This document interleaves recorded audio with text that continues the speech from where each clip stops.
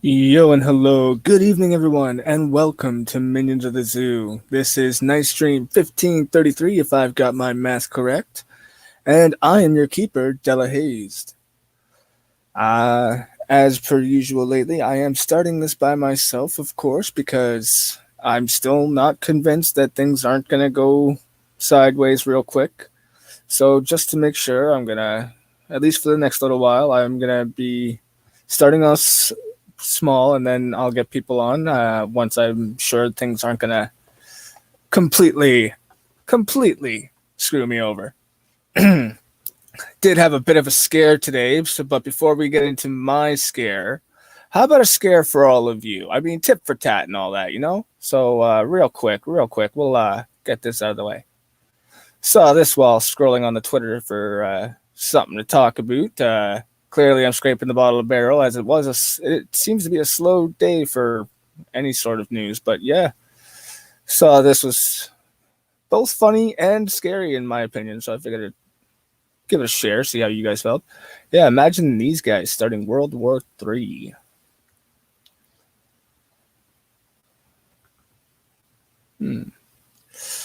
I can't think of anything both scary and funny at the same time.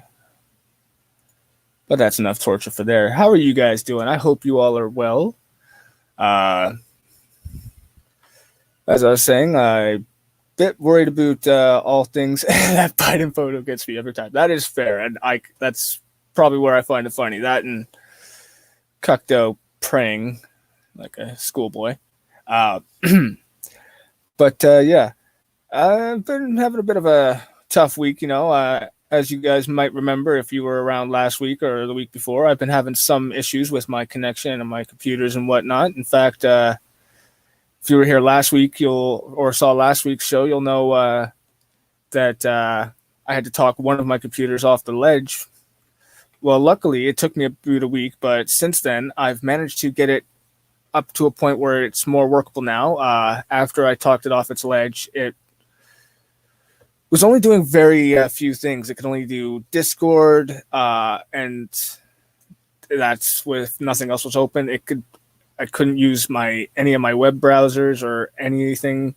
I couldn't even play certain games, most of my games, and do most of my programs and apps. So that was pretty stressful. And while that was going on, my other computer decided that instead of helping me out in my time of need, well, why don't we just make things almost as difficult, and we'll let you use your internet, but only for YouTube or Twitter, but not both. One at a time. And then if you want to do that, you can't use Discord at the same time. So it's like, oh, for crying out loud, just cut me a break. On a lighter note, though, I seem to have got them both back to working order. At least so far, seems to be doing well. Nothing's gone haywire yet, which is yay. And I think it's been long enough. I'm going to go ahead and give good old Terry the link I promised him. So give me a moment here, guys. But yeah, how's your week been? You can get rid of Discord. No one needs that. Technically, I kind of do, Terry. I kind of do for now, you know. Otherwise, yeah, you'd be right. Certain things require me to use Discord for certain things and be available on such wise. But yeah, Terry, I just sent you the link over in your Twitter, but by the time you've heard me say this, you'll probably have already noticed it anyway. So let's go through chat, see who's here, say hi. So we got Terry. I've already said plenty to him. Assassin. Oh, and as always, sharing the link across. I much appreciated. Thank you. There's the one-ton hammer. Hello. WR Costin. Now I can be properly harassed. You know, I think it was last week I was saying how I missed you, sir, with all your harassment. So, Terry, how are you, my friend? Not bad. How are you? Been better, been worse. I see keeping it simple this time. None of the OBS stuff, just straight StreamYard. Well, I did that last week too, but yeah, like I said, playing it extra safe, hence the title, back to square one. Yeah. I thought it was appropriate. But yeah, I'm pretty timid with doing even this. So yeah, just keeping it simple until I can confidently get back to doing what I like to do and having fun with it. Cool. I did the unthinkable. I actually played Street Fighter against a stranger online because It's like I don't even know you anymore. it was basically you get fight money for playing online, and like one of the missions was like, do this thing 10 times, but it only counts against another player. Like, fine, I'll just enter a match. I don't care if I win or lose. I just have to do this thing 10 times, and I did. So there you go. All right, and Terry, real quick, would you do me a favor? Yes. I saw in the chat there, One Ton Hammer said he can hang out. Would you mind sending him the link? Sure. Thank you, buddy. That way, if he still wants to, he can. If not, that's all good. No pressure. Just don't want to get people thinking I'm ignoring them or anything like that. Speaking of which, since I've been addressing the chat, hello Adamantine and hello Keeve. Hope you both are well as well. Just a quick recap. Keep things simple as per recent events and all that jazz. Thinking I'm finally getting things back to a more stable state, but still playing it safe in the meantime. So didn't miss much, but there you go. But I did think it was appropriate. I had to play 3 matches to get the thing I needed to do, and I won 2 of them on the day Meatloaf died. So 2 out of 3 on the day Meatloaf died. I think that's pretty cool. Wow, bro. You know what? I bet if Meatloaf didn't die, you would have got 3 out of 3. Well, I mean, the one I lost was against a guy who was much higher ranked than me, so I wasn't expecting to win, but it was just cool. It was just like, hey, 2 out of 3. I have it on very good authority that this ain't bad. Indeed. And real quick, I got to silent because the dog's going mad, but here's Hammer to keep you company. Hey, Hammer. Howdy. How's it going? I cannot complain. I finally got my food from DoorDash. That was the big event of the day. Nice. For those people who don't follow me on Twitter, first of all, what the hell's wrong with you? But also, we've had some snow, Pennsylvania mountains, snow. And so I ordered DoorDash, and the guy got out of the truck down at where the road is, and it's a bit of a walk to my house from the front road up the driveway, and I haven't plowed the driveway. He got out of his truck, took one step, and fell and dumped my entire order on the ground into the snow. Ouch! So he drove all the way back, got the food, and came all the way back out to me, and didn't stop anywhere in between. And usually when DoorDash delivers, they deliver to a couple of people before they hit me because I'm the furthest away. Yeah. He came directly back to me, so the food was nice and warm, and he upgraded everything. I got, instead of getting smalls, I got mediums. It was very nice. So it all worked out. But that was what was that, Dylan? Sorry, I said that was decent of him. That was decent of him, and he was very apologetic, and I'm sure that came out of his pocket. Oh, it definitely did. So I don't think DoorDash would give him a break on that. So it was cool. Yeah, I do like DoorDash. When orders go wrong, they are very easy to get the situation rectified. Mm-hmm. I used to use a service called Menulog, and if anything went wrong with the order, you had to call them up, wait in like a queue for God knows how long, talk to someone who didn't speak English, and then try and convince them, 1, that something had gone wrong, and 2, what they needed to do to fix it. And then I moved to DoorDash, and it's just food. Go to the delivery page. Something wrong with order. This didn't arrive. Refund issued on the spot. It's like, I'm going to stick with DoorDash. I've had issues with orders every blue moon, and usually if it fits into a category, it's no problem. But because I live in the boonies where I do live, I don't really give them that much of a problem. Even if it's a little on the cold side, I'm like, well, whatever. You had to drive a distance to get to me, and that's fine.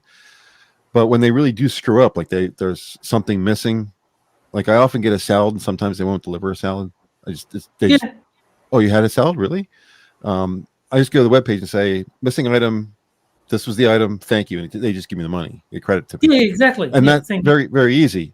But there's also a problem with DoorDash is that for some reason there's some kind of GPS issue.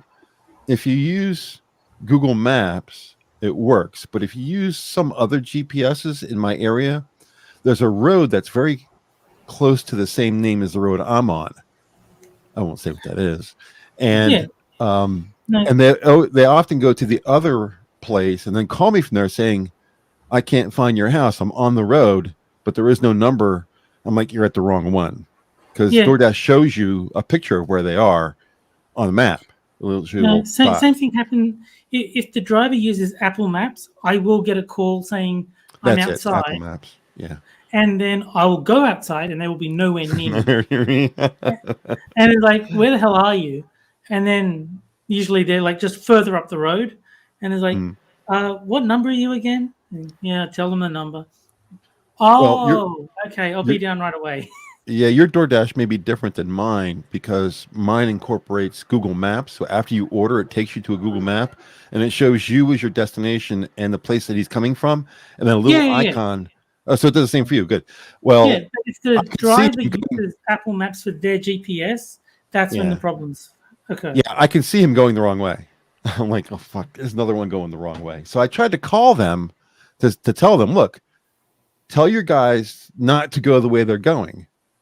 And I did this in chat. And after 10 minutes of finally getting somebody human in chat to tell them about, you're sending the guys the wrong way. I explained the problem. He says, well, okay. And then close the chat. I was like, God damn it. I just spent 10 minutes on a chat and you close the chat on me. I was like, it's not worth calling it back up. They just keep sending the person the wrong way. And by the time they turn around and get to where they're supposed to be, it's cold. Of course, yeah. So I'll just keep clicking my delivery was cold, keep getting credits and keep eating for free. Fuck it. Yeah. Well, I did that with Menulog where if your order is rejected, you get a $5 voucher for your next order. Mm-hmm. And so there were certain places I knew always rejected the order. I don't know why they were listed in the first place. But it's like, I will order this. Oh, what a surprise. They rejected it. I'll just use that code to order from somewhere that does actually take orders. And every meal was $5 off. Oh, that's funny. What I noticed with DoorDash is they base your delivery fee on your email address.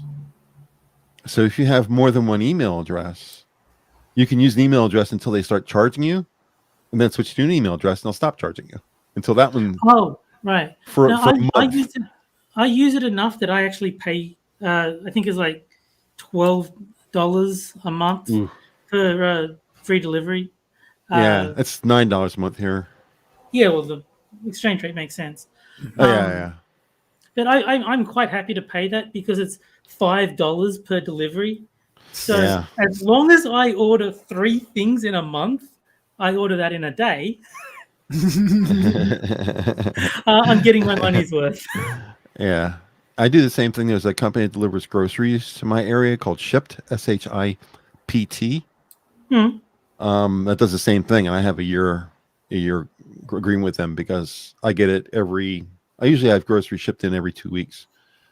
Yeah. So and then, at the end, it solves a lot of problems for me, and it's relatively cheap by comparison. I mean, I could spend that much in gas going back and forth. Well, I'm lucky that there's a couple of supermarkets on the DoorDash that delivers to my area. Because there was a big supermarket called Coles. Well, I mean, there still is. Oh, yeah. But the problem was if I used their delivery service, the minimum order is $50. But if I go through DoorDash, it's a smaller supermarket called IGA, but they've got all the same stuff, and their minimum order is $20. It's like, Okay, I'll just do this. Yeah. Shipped will do groceries. DoorDash will do stuff, but they won't go from a grocery store. They'll do like from CVS, small places like that have some food. But if I want like fresh chicken wrapped in a from a grocery store, that kind of chicken where I have to cook it myself, there's nothing DoorDash will do in that realm. So I mean, it's basic. I don't know how fresh meat would be. I don't think, because I've never ordered that sort of stuff from the DoorDash service, but just like general groceries like bread, milk, sugar, that stuff's all fine to get through DoorDash. I don't order from DoorDash very often, to be honest with you. If I do, it's just usually Wendy's, because only two fast food places around here is Wendy's and Burger King. And I'm just not much of a fan of Burger King food. I prefer Wendy's better because I'm a big burger person. And Wendy's burgers are better, in my opinion. But I don't think I've ever been to Wendy's, now that I think about it. Wendy's burgers. Oh, God. I remember the old... They're awesome. Back in the day, they used to have a commercial that was really great. They had these three old women, and one of them was like really old, like in her 90s. And she would go to other stores, and the burgers were smaller than the buns. And she'd yell at the other girls, "Where's the beef?" And it was very successful for them, and it put them on the map. And it's still true to this day that if you get a Wendy's burger, it's square. And you can see the entire burger outside of the bun. At no point does the bun cover any of the burger. So I get a double. I get a double from Wendy's whenever I go there, and it's one of the few places I can order fast food from that doesn't upset my stomach. Yeah, I'm lucky. I can eat basically anything, so I don't have to worry about that. But no, I'm a big fan of DoorDash. They took the biggest problem I had with Menulog and fixed it, which was having to call up every time. Yeah. Because you were saying they forget. What was it? They forget with you the salad. With me, they always forget the drink. I'll order a drink and they won't bring the drink.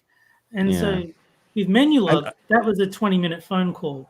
Yeah. See, that might not received. That might happen with me, but I never order drinks from them. I'd rather, because anything I order from Wendy's as far as a drink is going to have a fake sugar in it. It's going to be sorbitol or mannitol or high fructose corn syrup or something like that. And I can only have sugar. So I order everything but drinks. I got a Frosty, but I made myself some iced tea from my kitchen because that's just plain sugar. And so I don't ever order drinks from them. You would enjoy Australia. All our soft drinks have sugar. Yeah, that's true. It's funny. America is like, we have the most in false sugars. Canada, Mexico, all the other countries all have sugar. Yeah. It's crazy. So, if you ever want a can of Coke, just pop down to Australia. Just stop on by. It's a 20-hour flight. Just stop by. you might want to get like 36 cans, like one of those big slabs. Right, so you don't have to make the trip too often. Just buy in bulk sort of thing. Yeah. I would. How is your? I mean, how long does it take you to get delivery? If you call up for food, are they pretty quick? It depends. Somewhere like McDonald's, I'll get the order within 15 minutes. Somewhere that's like a small restaurant, it could take 45 minutes. It very much depends who I'm ordering from and what I'm ordering. If it takes a long time to cook, then I got to wait for that. If it's pre-made like McDonald's, then it's very, very quick. Do you ever get a call from the delivery person? Yeah. You do? I get called. They get lost with me, so they call me all the time.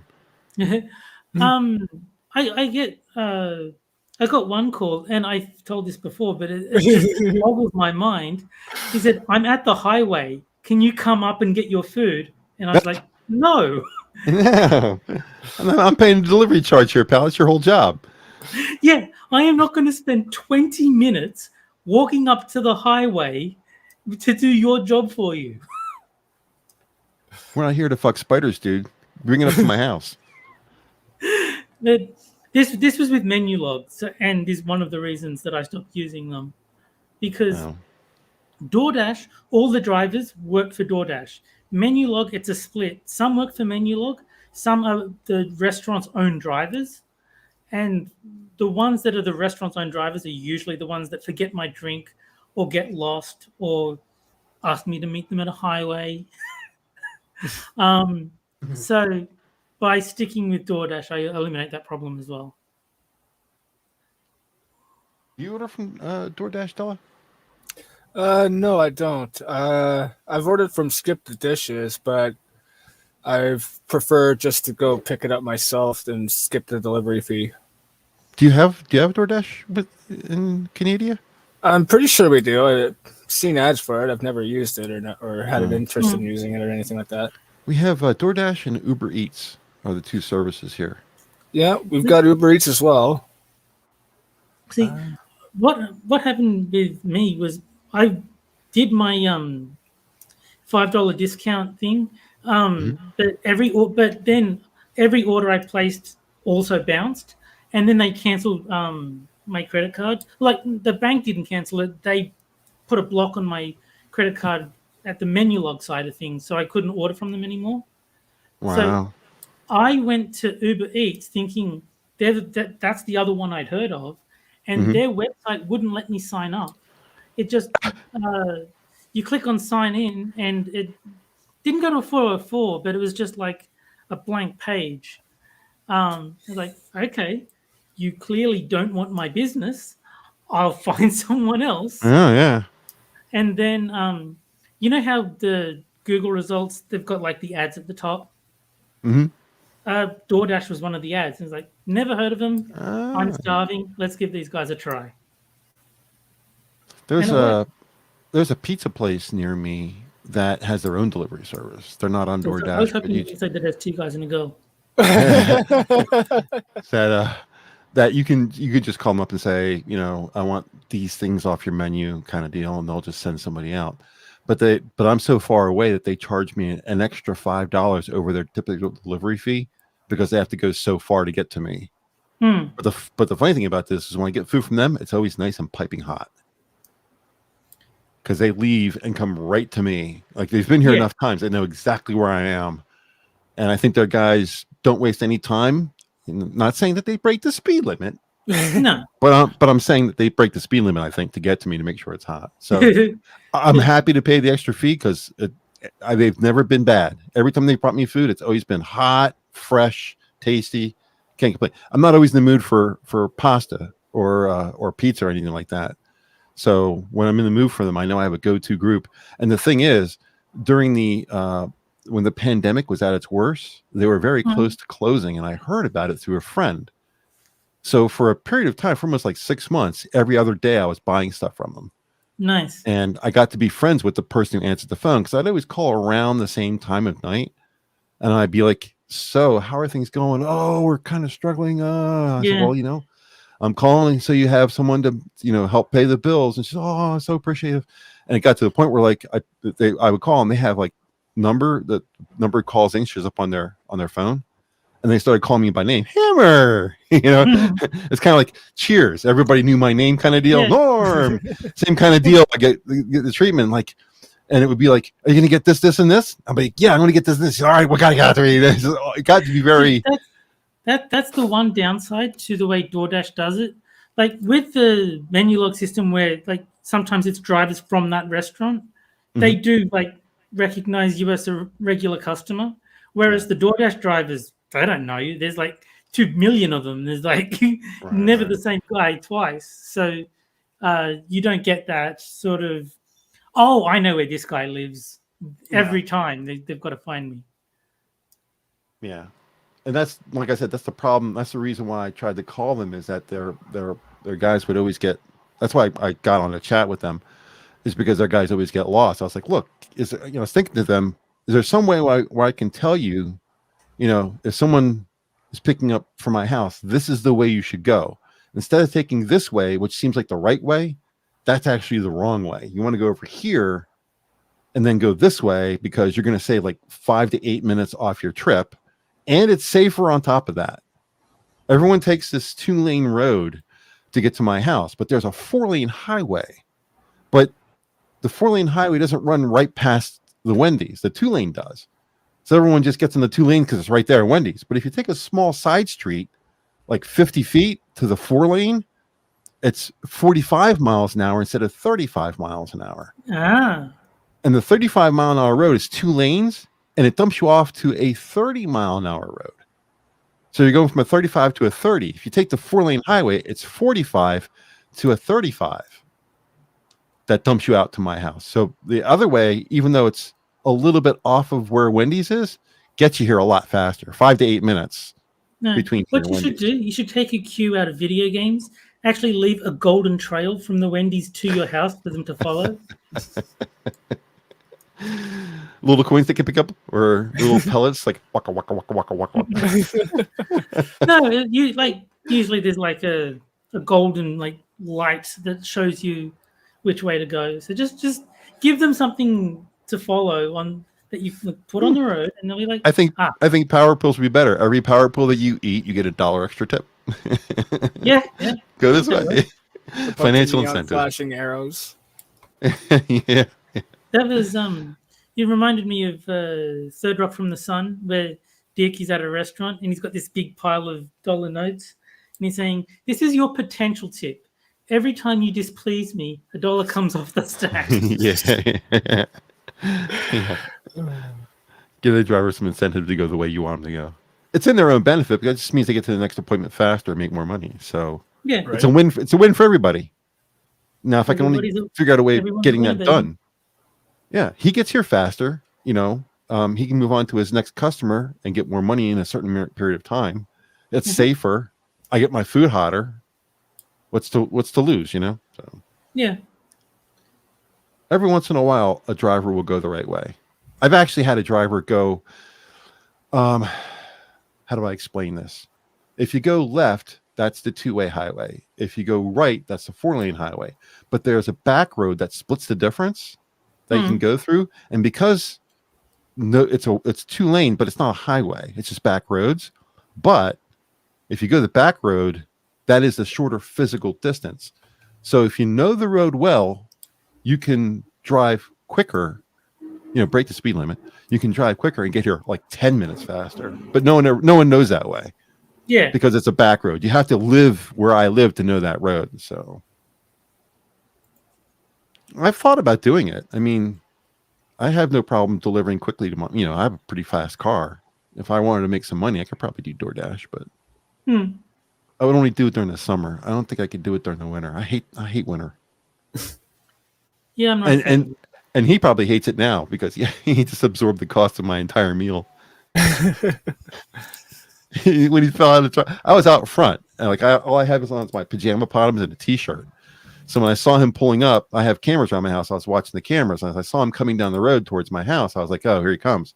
So I got up out of the computer room and walked out to the front of the just past the barn, and I'm watching him pull up, and he pulls up, and I flashed the lights in the house so he knew where I was.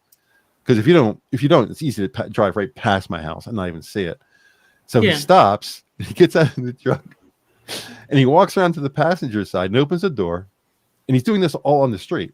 He grabs his stuff, turns, and takes one step, and headers right into the snow. And the first thing out of his mouth, "Fuck!"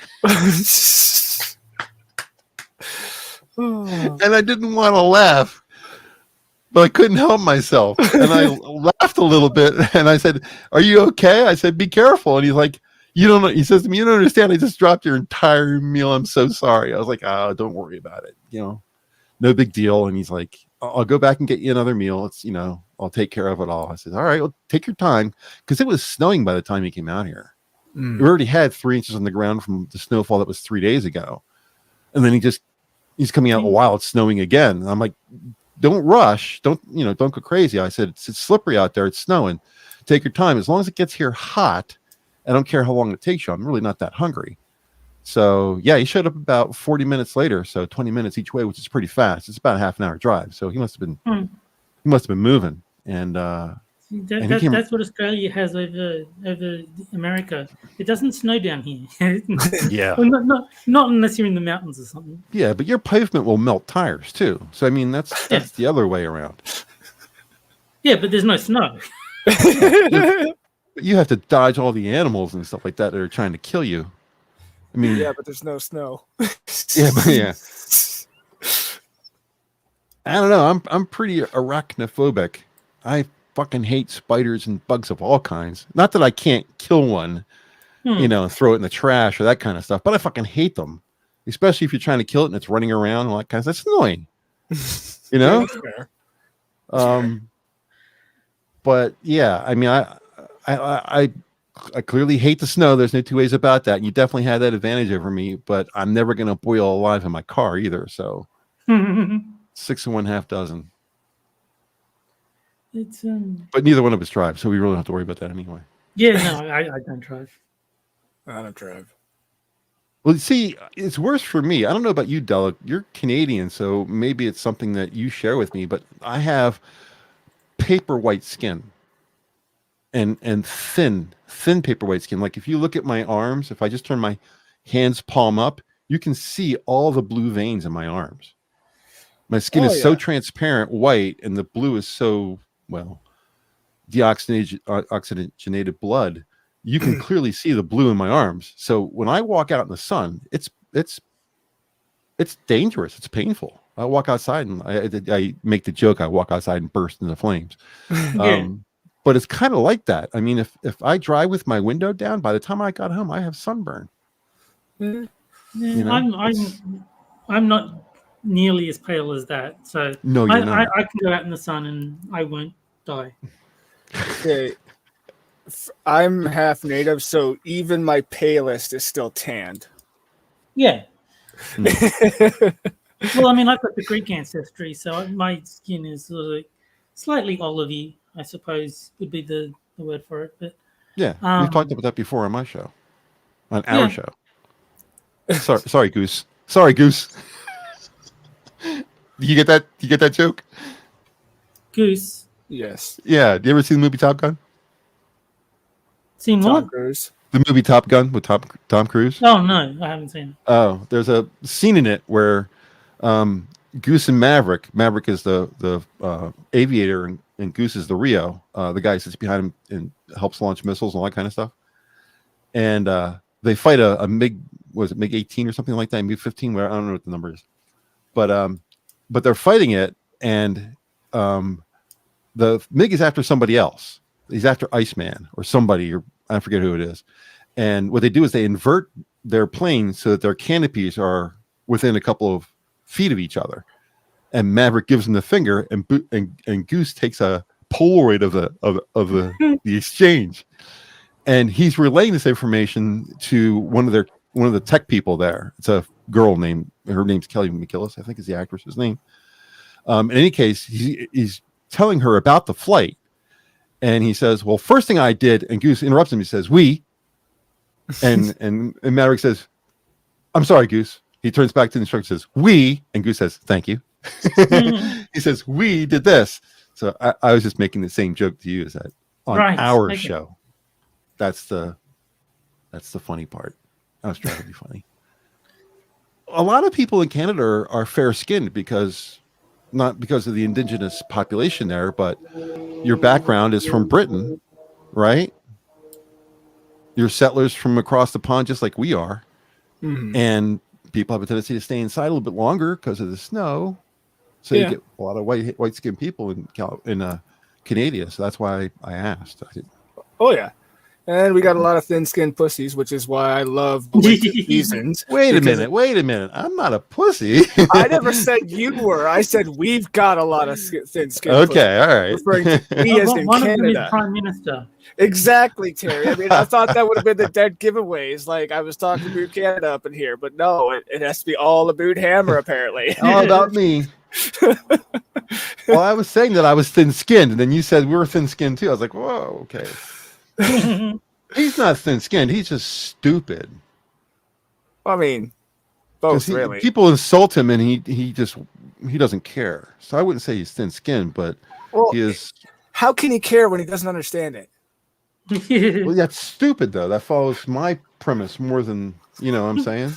Yeah, but ignorance is no excuse. He's still a thin-skinned little bitch. Someone needs to give him a link to Dr. John Campbell's website or YouTube channel so that he can get the information that he needs to make proper decisions. Because do you really think that will be the outcome rather than him declaring that Canada should not have access to this? Thank you, Terry. When even other countries, at least, when presented with the facts, have made the right decision. If you look at Australia now, and if you look at Europe in the last 2 weeks, Boris came out and said no more mandates, no more masks. Didn't he just come out and say that?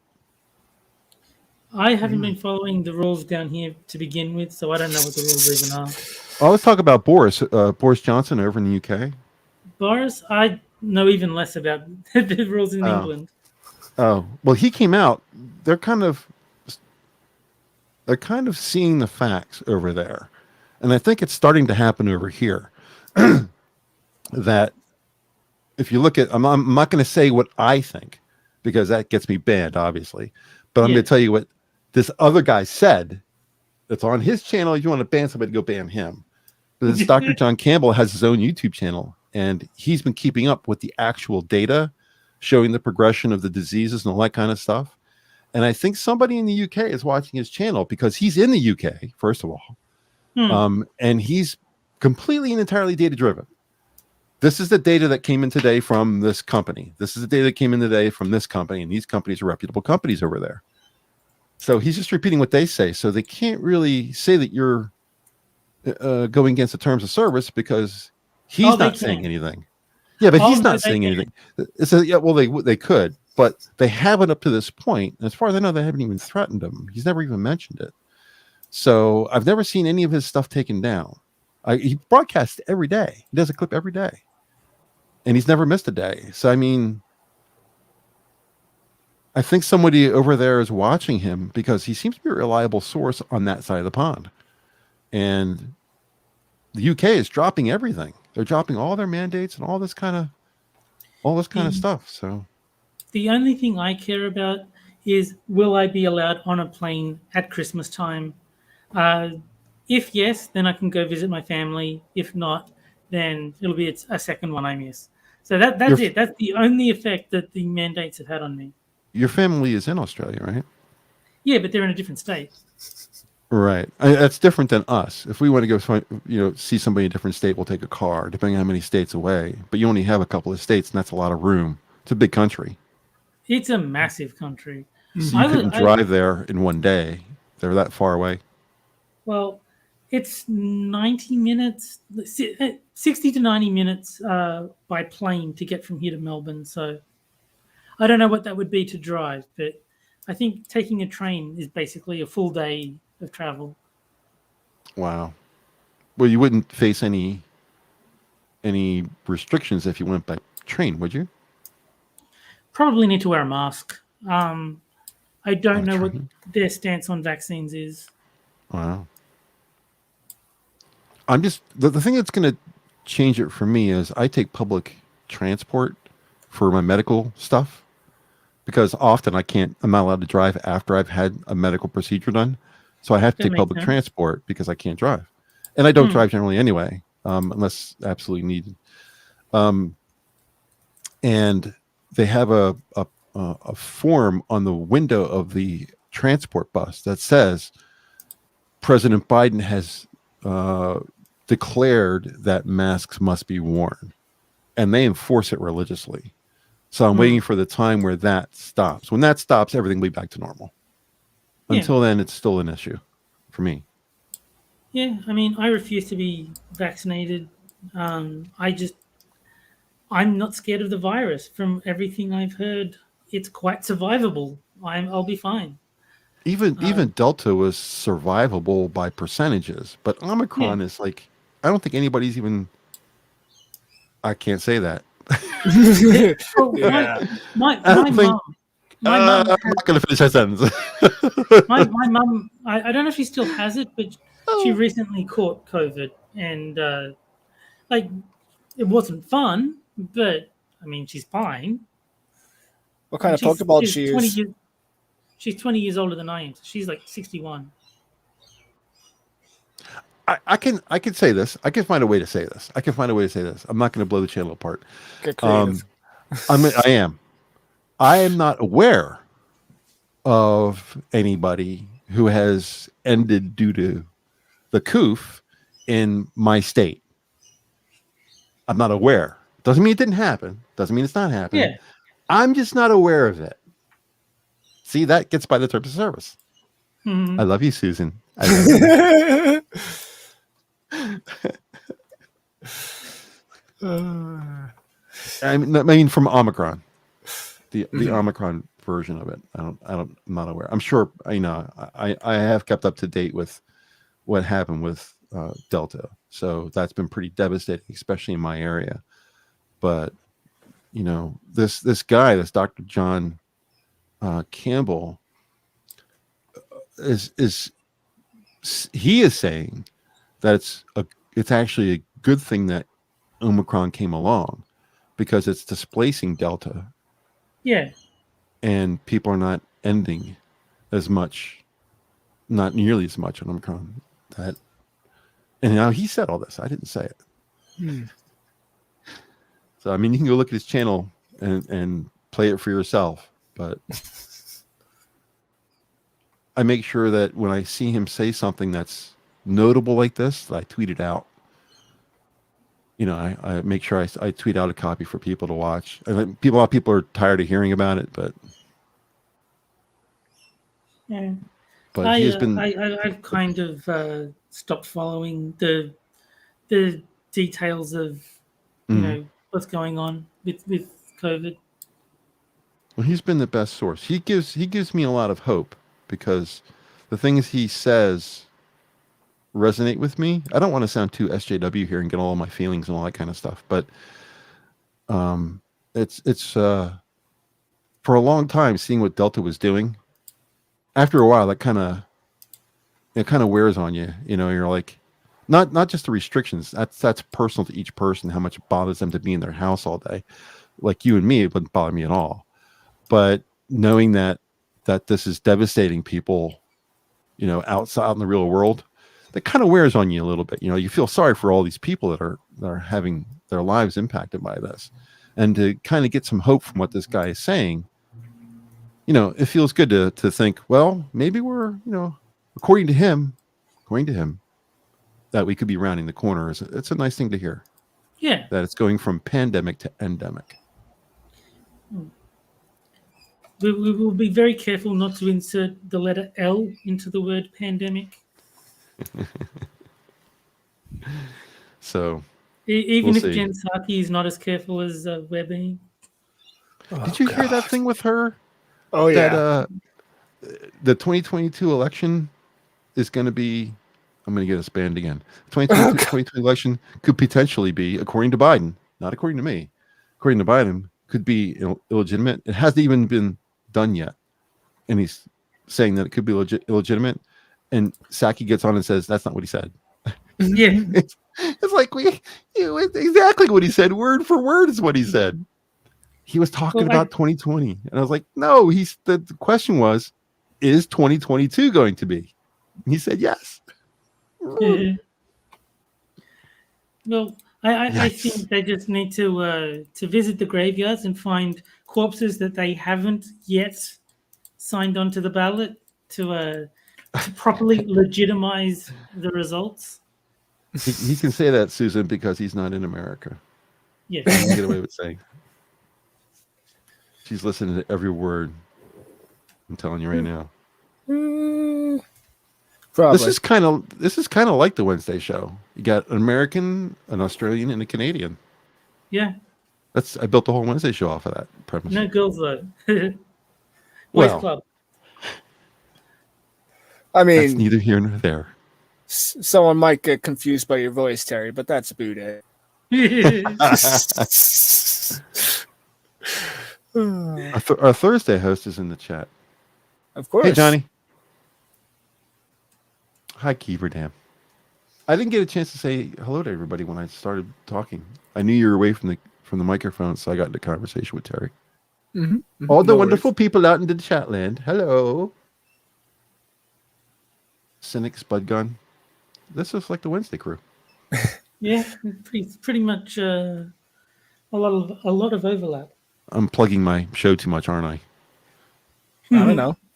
I'm sorry. I don't plug my shows at all, so I wouldn't know what too much is. None of you all plug your shows. I don't get it. I don't plug any of my shows, whether it's my channel. I'll shill this one out. That's about it. I'm just not big on plugging, man. I'm just here to have fun and do things. I don't really. If things happen, they happen. If someone tweets out Della's stream, I will retweet it, but I'll usually not think to tweet it unless I see someone else has already done it.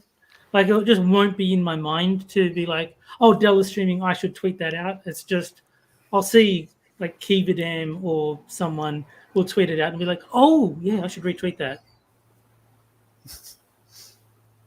Yeah, Keyredam is our official retweeter, although Assassin of the Great retweets our stream out too. Yes. Mm-hmm. But I plug the show everywhere I go. The problem is I really don't go anywhere. So, I mean, if I'm on Monkey in the Morning or something like that, or another show, yeah, I definitely plug our show. Like I plug the Wednesday show every time I'm on, and conversely, plugging other shows. I'm on Saturday at 5:00 with Blind Press on the Star Trek stream. I don't do the shilling, but usually Gunsky or Frosted will mention the other streams that I do at the end of theirs. So like the shilling gets done, just not by me. Yeah. Well, she does at the end of her show, she'll mention all our other shows. And she'll say like, and Hammer, you're doing your show? I'm like, yeah, the Wednesday show, 9:00, and I do the whole shilling thing for the show. But what I need to do is I need to get on Monkey in the Morning. I haven't been on the show in a while. First of all, I miss not being on a show. But to get the word out there for the Wednesday show. So it's not like I don't plug minions in general anyway. You know, I kind of have a dual role, you know, because I play both hats. I get to play founder and streamer. So, but yeah, I you know, it's just I think it's just having a couple people in the chat to talk to, especially people that we like so much. It's fun to get the show out there and get people coming in and chat with us. So, Beth needs to show up at my show on Wednesday. What's wrong with you, Beth? Well, she showed up for my show, so it can't be too much longer.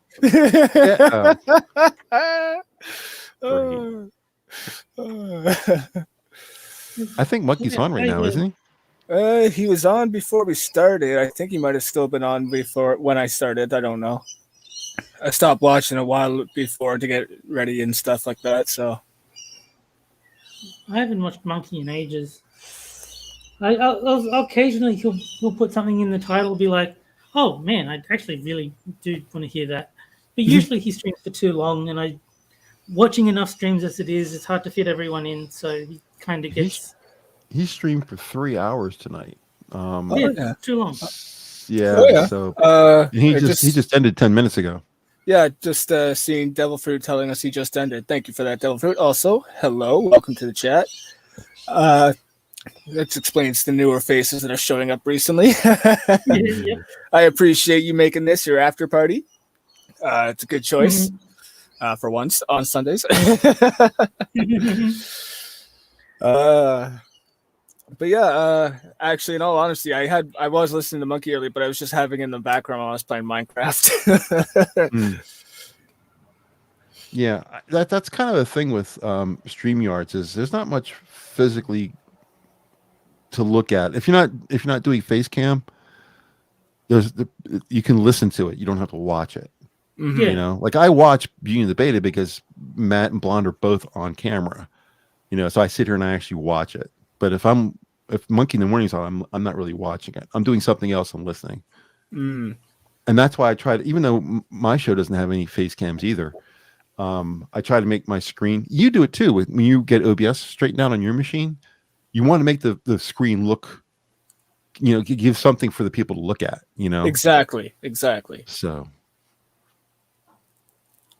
it's the same. Most of the people I know who do streaming have some kind of OBS. It's just a few people who don't. And Monkey has his voice and his personality kind of make up for the fact that his presentation is just basically StreamYards. But you do, and Quiz does, I do. There's a lot of people who use OBS, so you can end up with a really nice presentation, even though it's not face cams.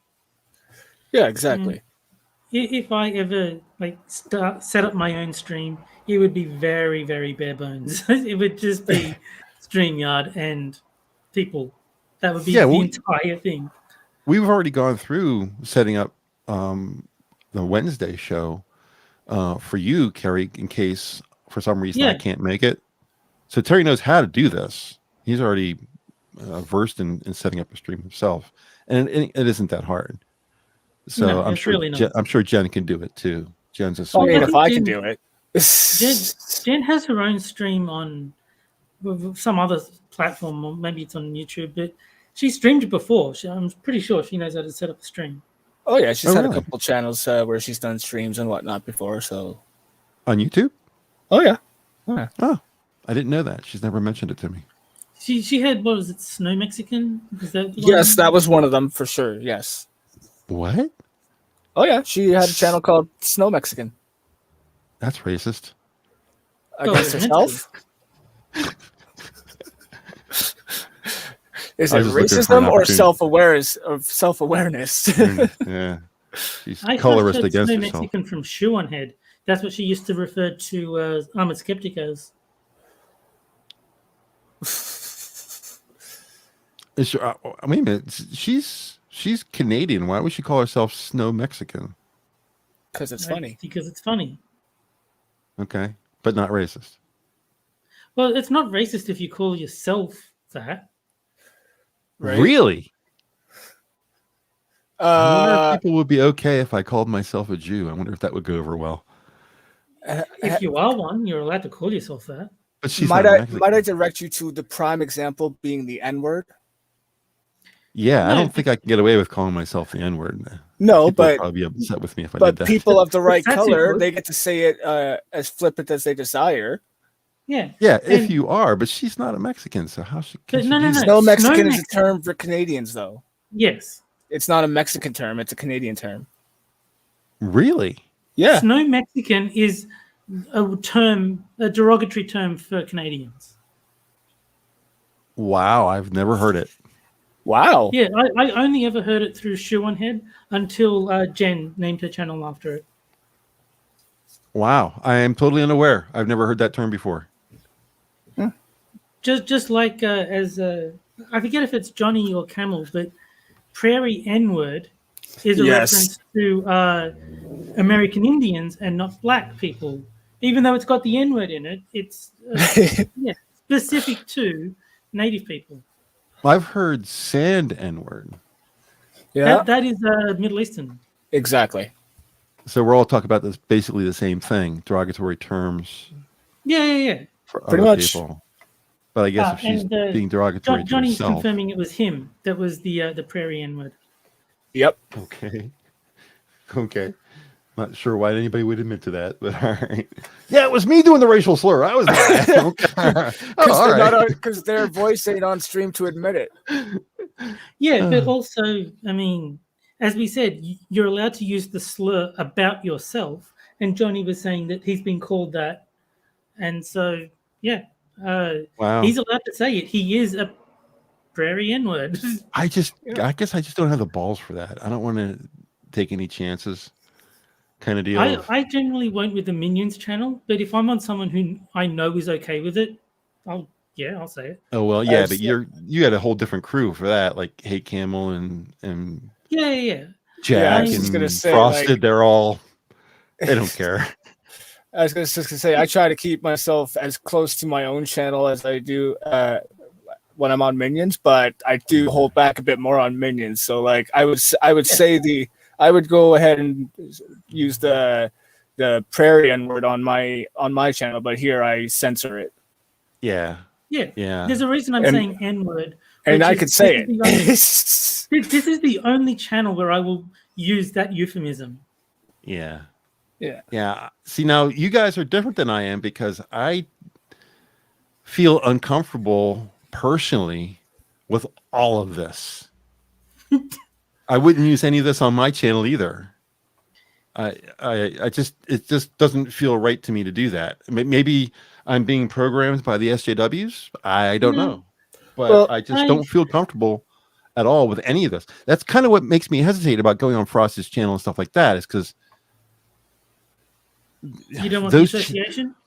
I guess that's what it is. It's going to be hard to explain because I enjoy it when I'm there, and you guys are just kidding around and saying shit and having fun.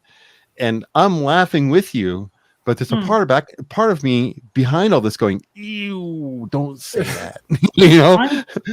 I'm very much context is everything. If I went to, say, your boy Pat and called him an N-word, that is an entirely different context to saying it in the context of a Jackbox answer. As long as there's no intent to target a specific person, I'm kind of, and like as long as it's for comedy rather than actual offense, I'm fine with it. I can't bridge that gap. I'll still laugh. It's still funny. There's no doubt about that. I don't mind contributing to the hilarity by laughing and enjoying the moment, but that will never come out of my mouth. I mean, you're also a different generation from us. So, I mean, you grew up in a different time, so you're going to have different sensibilities. Yeah, I'm an old guy. Well, I was trying to say it more politely than that, but yeah. I know. Now, normally, I guess in real life, if I was talking to somebody about this, I'd say I'm an old fuck. And but Spudgun in chat is channeling his inner Seth Rogen. Ew. Holy shit, Susan! I replaced every letter. Are you Jewish? Still censored me. Well, that seems to be the big thing on Jack's channel is talking about gassing the Jews and stuff like that. It's like, Jesus, Jack.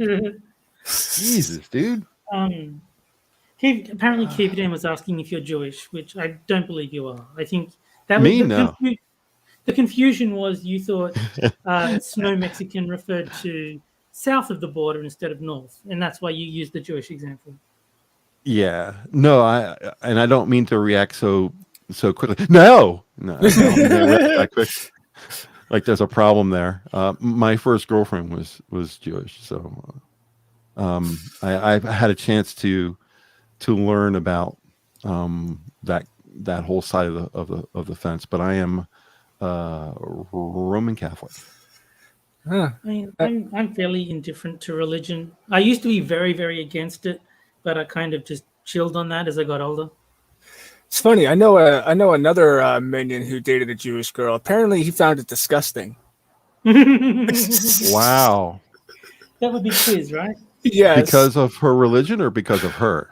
I don't remember. I just remember the sound clip being funny, and if I was confident enough, I'd pull it up right now. But if it was because of her, that's one thing. But if it's because of her religion, that'd be a little.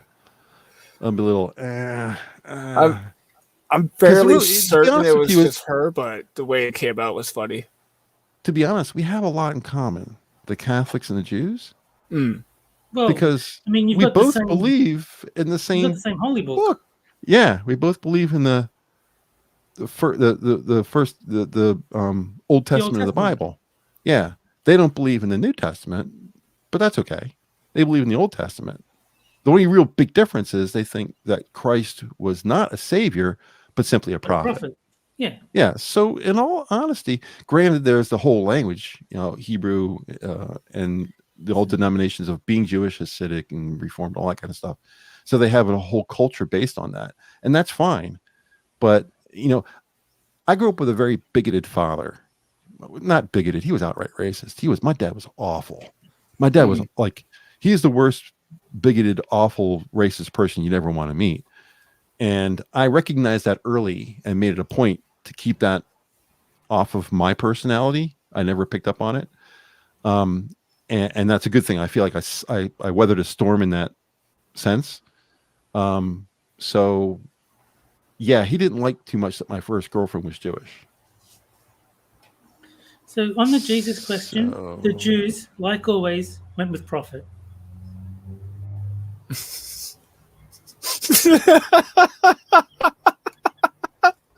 I don't get that.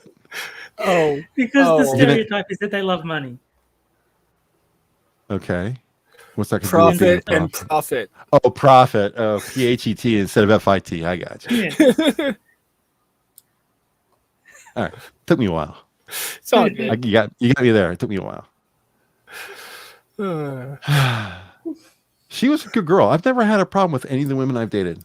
It's always been a good relationship and ended on friendship. Never had any bad breakups or anything like that. Never had any really demented. Never had any really demented girls. And I'm Catholic, but like non-practicing, so I'm Catholic but not religious. If that makes any sense. So I didn't have any problem with it. I mean, I just never even understood. I never even understood people who are anti-Semitic. It just doesn't. I can understand people seeing a person who's black and saying that person is not like me, therefore I will be bigoted. I can see that happening. Not that I endorse it, but I can see it happening. Some people, being that way. But I don't understand the Jewish sense because it all comes down to in-group, out-group. That's all it is. If you designate Jews as the out-group, then you'll be bigoted towards them the same way that if you designate black people as the out-group, I mean, black skin is obviously a lot easier to identify at a glance. But, I mean, the Protestants and the Catholics look very similar, but they still designate each other as the out-group in Ireland. Well, yeah, at least in Ireland they do, yeah.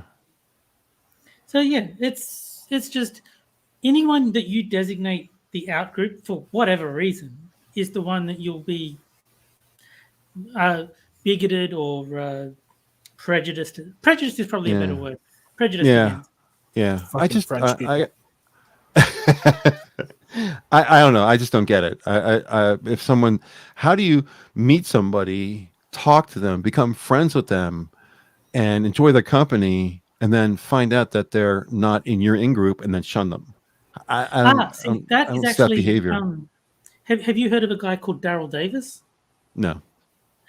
He's a black musician, and that was actually how he went to the KKK members, and then he became their friend, because he asked them, "How can you hate me if you don't even know me?" And they didn't have an answer. And eventually, he got something like 200 KKK members to hang up their robes.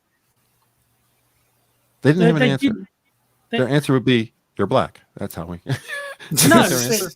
No, but they didn't have a proper answer. So by treating them with friendship instead of hostility, they realized, hang on, this guy is pretty cool. How can I hate black people and be best friends with Daryl?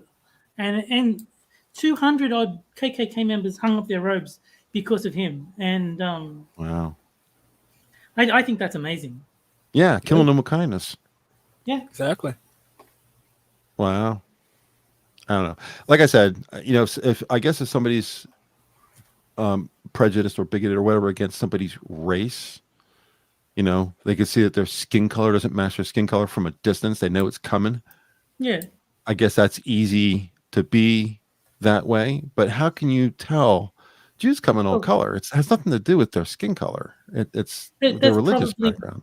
Probably why Hitler made them wear stars, to make sure that you could identify them at a glance. Yeah. So yeah, I mean, when her name was Karen. When I met Karen in school, I had no concept of what Jewish it was. I just had no concept of what it was. It'd be like if she said, "Well, I'm Jewish," I'd be like, "Okay." She could have said, "I'm Wiccan." Okay, whatever. Makes no difference to me either way. I'm completely oblivious to how that would impact me, and in all honesty, it didn't. Yeah. So I don't know. It was just not being worldly enough at that point to understand how you could be bigoted against somebody like that. I don't know. I still don't. Even to this day, I still can't understand how that's a thing. It's just not built See, into me. as a general rule, I don't hate anyone because it's too much effort. I'm too lazy to hate.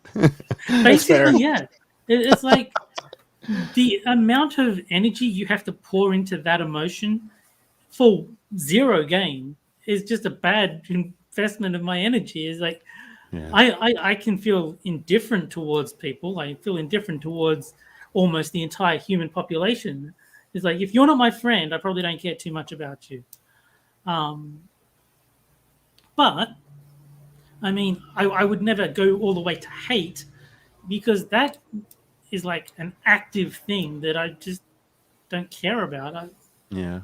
I don't really hate anybody either. I do have like it's not hate, but I have, maybe you could call it a mistrust. It's not even that. Like, it's not like I wouldn't let them borrow money off me or something like that.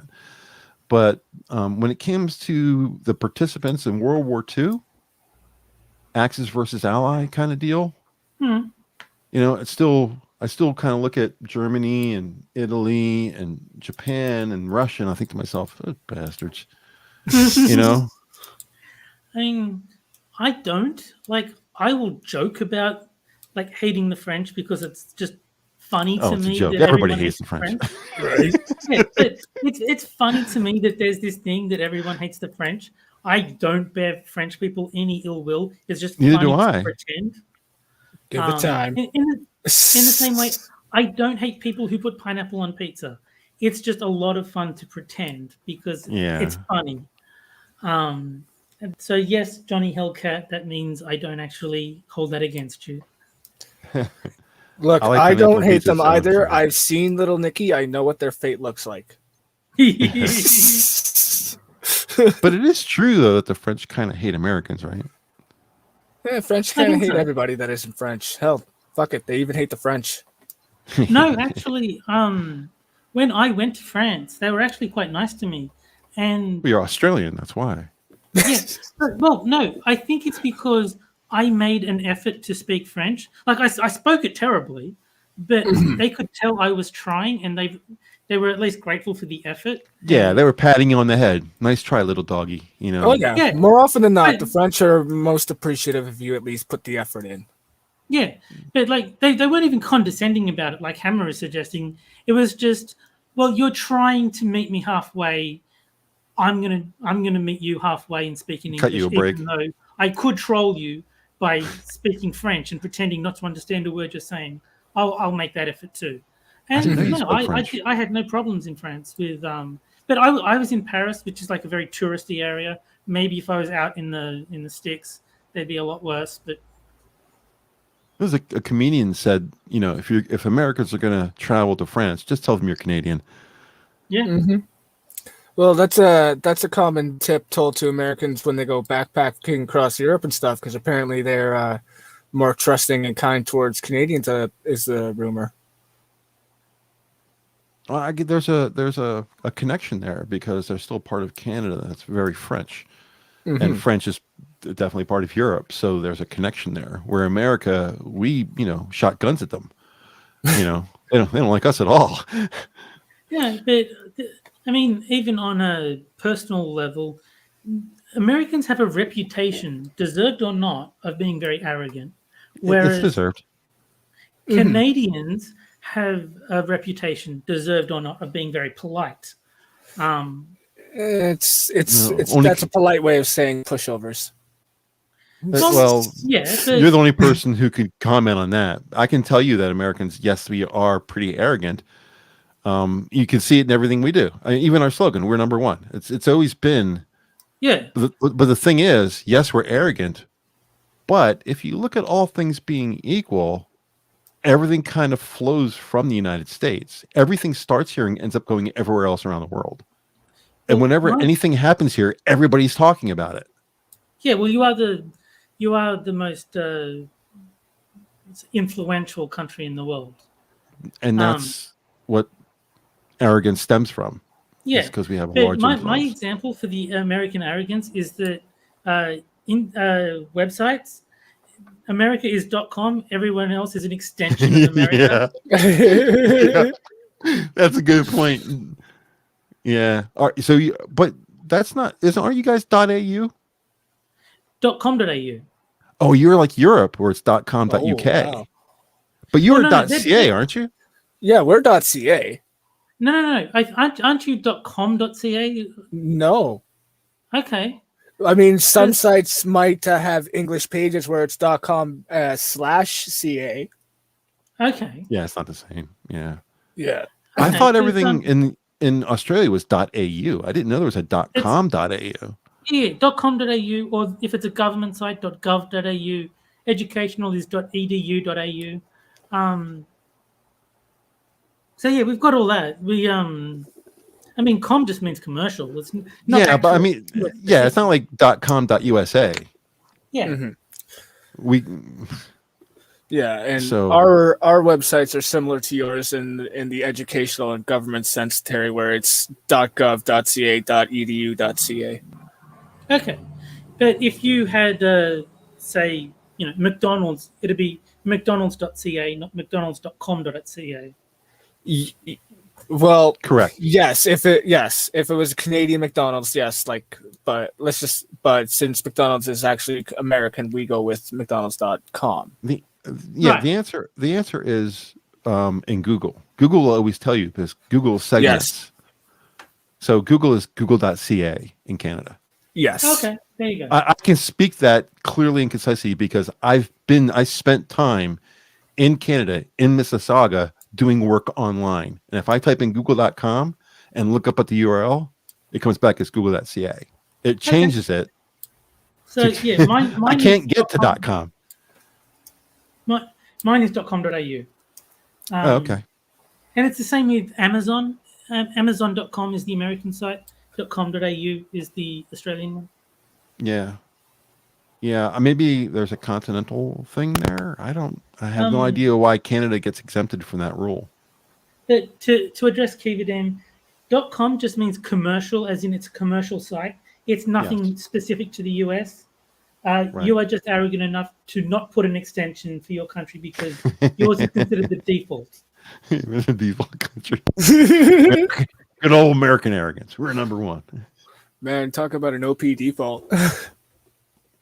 But it is true. I can say that, speaking as an American from America, that we really don't care about anybody but us. We're very self-centered people, and that's maybe the reason why we love other countries so much, because we see them as still in development where we've already made it.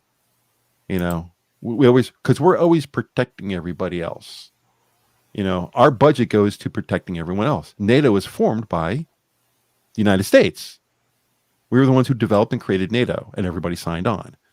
We've always been that. We're the parent. You guys are all our children. Not in a diminutive way. I'm not we were trying to put you down, but we're the leaders. You're on board with us. You come on our boat, kind of deal. Well, let's put it this way: intrinsic. If Australia didn't have the US's military defending it, we would not exist. We'd be taken over in a heartbeat. Yeah. It's the same thing for Taiwan and the Ukraine at the moment. Ukraine's part of NATO. So Biden's putting people on the ground in there pretty soon. I guess you guys heard about that, right? No. I don't follow it. 5,000 American troops are being deployed in the Ukraine. I've heard of it, but I haven't pursued details because it's sort of that's politics stuff. Yeah, I don't know what we're going to do about Taiwan because we don't really have any ties to Taiwan, but Ukraine is part of NATO. We are obliged to protect them. No, but it's not just create Tai-2, and then all the good people from Taiwan can move there, and the bad ones can be given to China. Well, did you see that tweet I put out the other day? What happens if the Ukraine sells a couple of 100 miles of their border to the United States? I don't know. It's very then if Russia comes across the border, they're coming into the United States. Oh God! I was trying to way over my head. I was just trying to spitball solutions that would keep Russia out of the Ukraine. Yeah. Ukraine crawls up and says, "Hey, listen, the first 100 yards of the border. How about if we sell that to you?" all you need to keep Russia out is a sign that says no vodka allowed.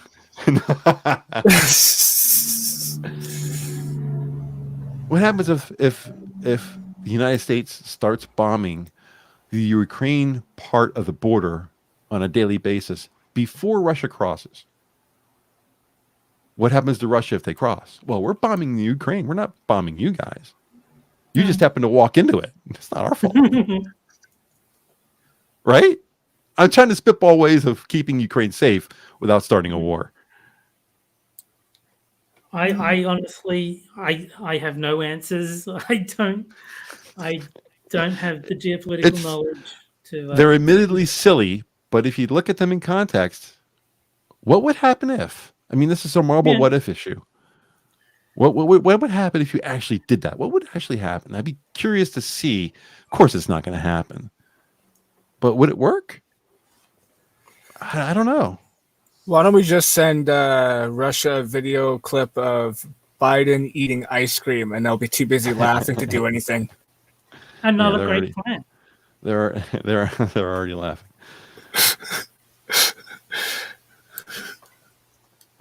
I got to tell you guys. I miss Trump. Oh yeah. I'm not even American, and I kind of miss the guy. It was fun. He would have He was this. hilarious. He would have this by the balls. There would be no issues if Trump was here.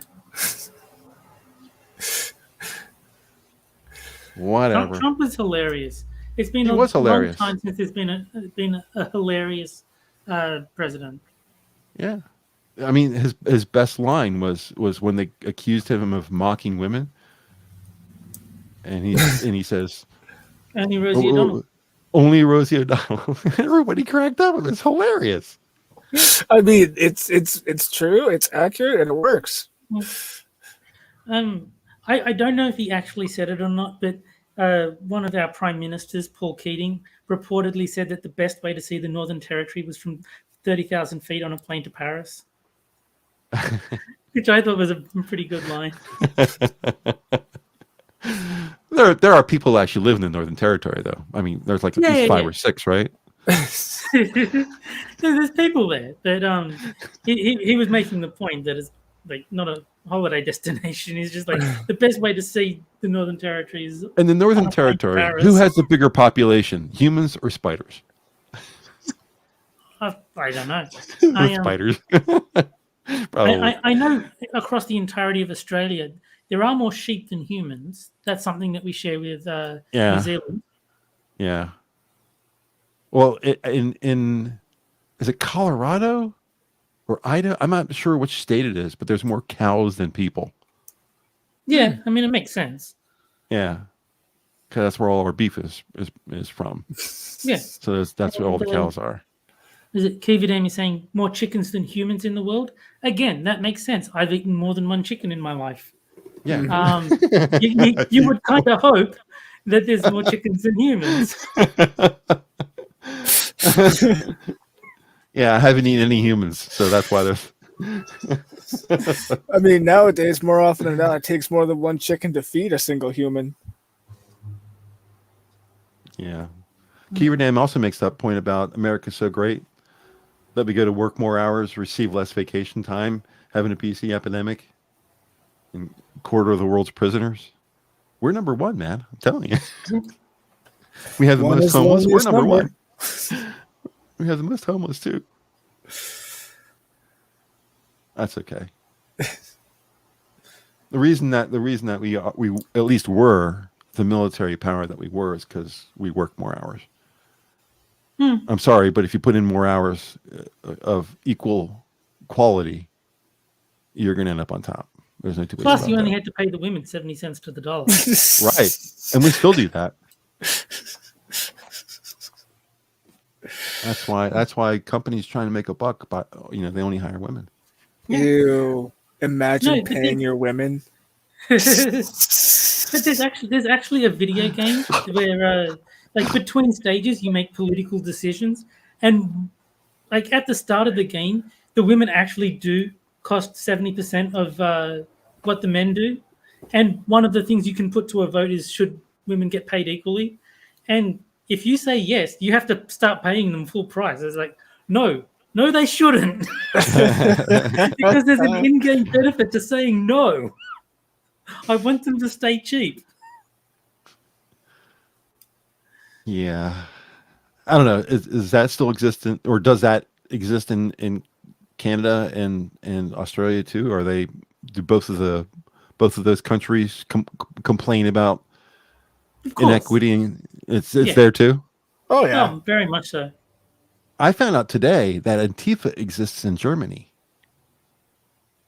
Did you guys know that? I'm not surprised. Not really, but I thought Antifa was only an American problem. Oh, really? Yeah. No. Oh, that's adorable. I found that out today. There's very few people who've ever called me adorable. I found that out. A small Canadian Antifa. Really? I'm pretty sure. I'm not 100%. It had to be small because they're the rude people in the country. Everyone else is nice. Well, I mean, allegedly. Yeah. But I mean, I honestly did not know. I was scrolling through my timeline. They were like, this is Antifa in Germany. I was like, Antifa in Germany? They were talking about a city. There's a city in the United States that has the same name as that city. So I was reading it and I thought, oh, they were in Ohio. And blah, blah, blah, blah. No, this is that name Germany. I was like, what? It was like Redford. It was like Redford, Connecticut, except it was Redford, Germany. And I was like, oh, they're in Redford. Germany? There's a Redford in Germany and they're Antifa there? It's like, I was totally shocked. As Spudgun points out, it's where they started. Exactly. I knew they started in Europe. I didn't know it was Germany specifically, but yeah. Really? I thought they started in Portland. I'm not kidding you. Fair enough, though, actually. So first time I ever heard of them was when they were causing riots in Portland. Yeah. First time I ever heard of them.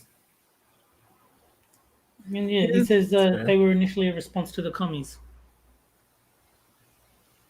Wow. I was today years old. and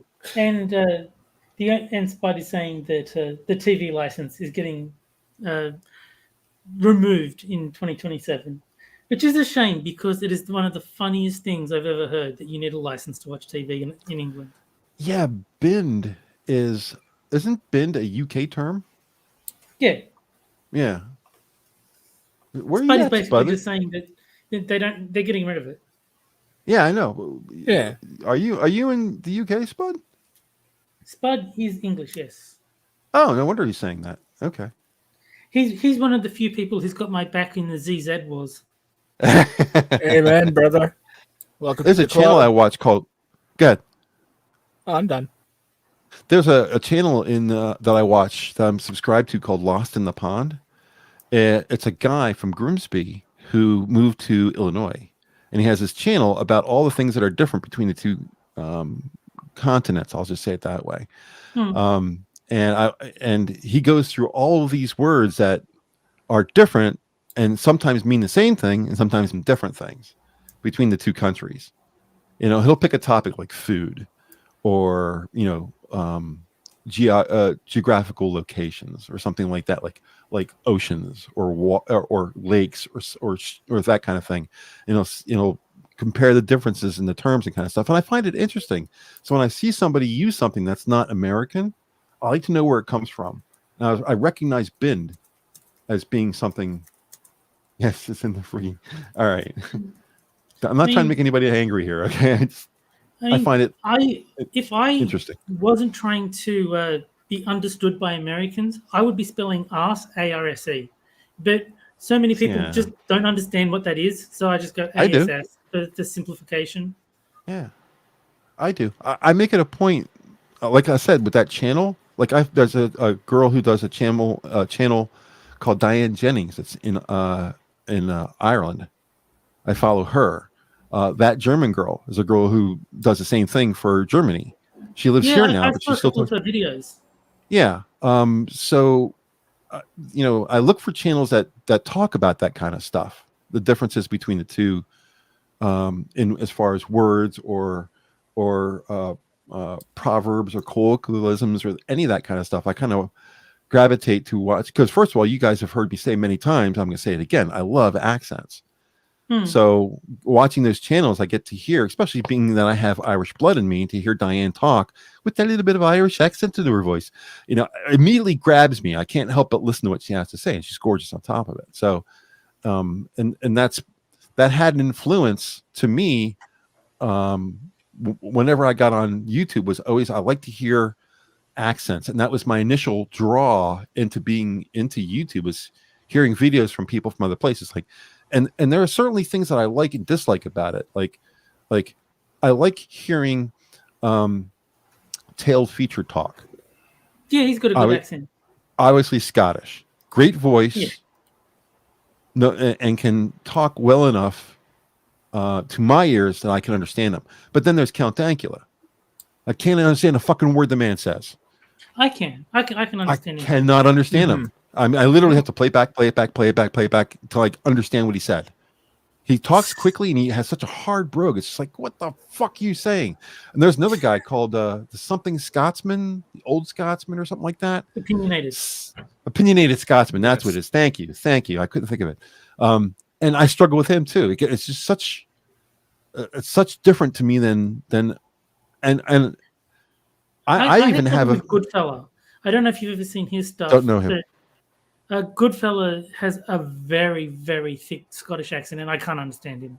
Yeah. I even have somewhat of a problem with the accents in the United States. They get thick enough for me in some places. Like what did you say? Because they use different terms. Like for me, I say you guys. When I'm talking about you two guys, you guys you guys can do this. But there's yuns. The fuck is a yun? And then there's y'all. Yep. It all means the same thing. It's in the same continent. It's in the same country. Yeah. And they're different words right here in the United States. And then the differences in the the draw from Louisiana and Texas, and then the guy the starter dude from California, dude. You get that kind of guy, then you get the con from the POC, the guy in Boston, and then yo, Adrian, it's me, Rocky. Hey guys, come over here to the Italian delicatessen. We got some stuff to do. You get the guy from New York City. That's just in this country. But England blows my mind for accents, because England is a lot smaller than the United States, and there's so much variety in the accents. But they're different countries. Yeah, but someone in the north of England and someone in the south of England do not sound anything alike. No, there's posh and Cockney, right? Well, I mean, posh and Cockney, and you've also got the northern accent.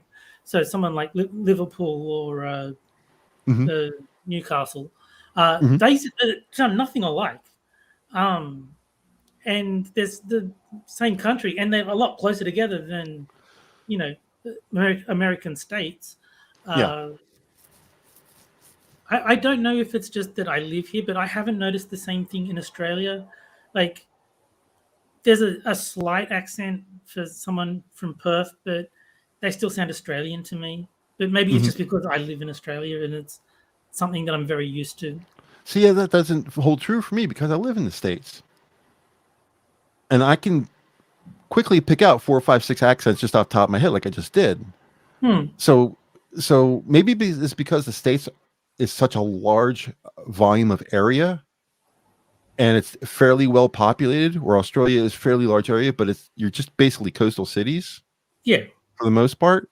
So maybe that's the reason why the dynamics are a little different, but I'm surprised that the East Coast is so close from your perspective as far as accent is concerned to the West Coast. I would have thought there would have been a big difference between them.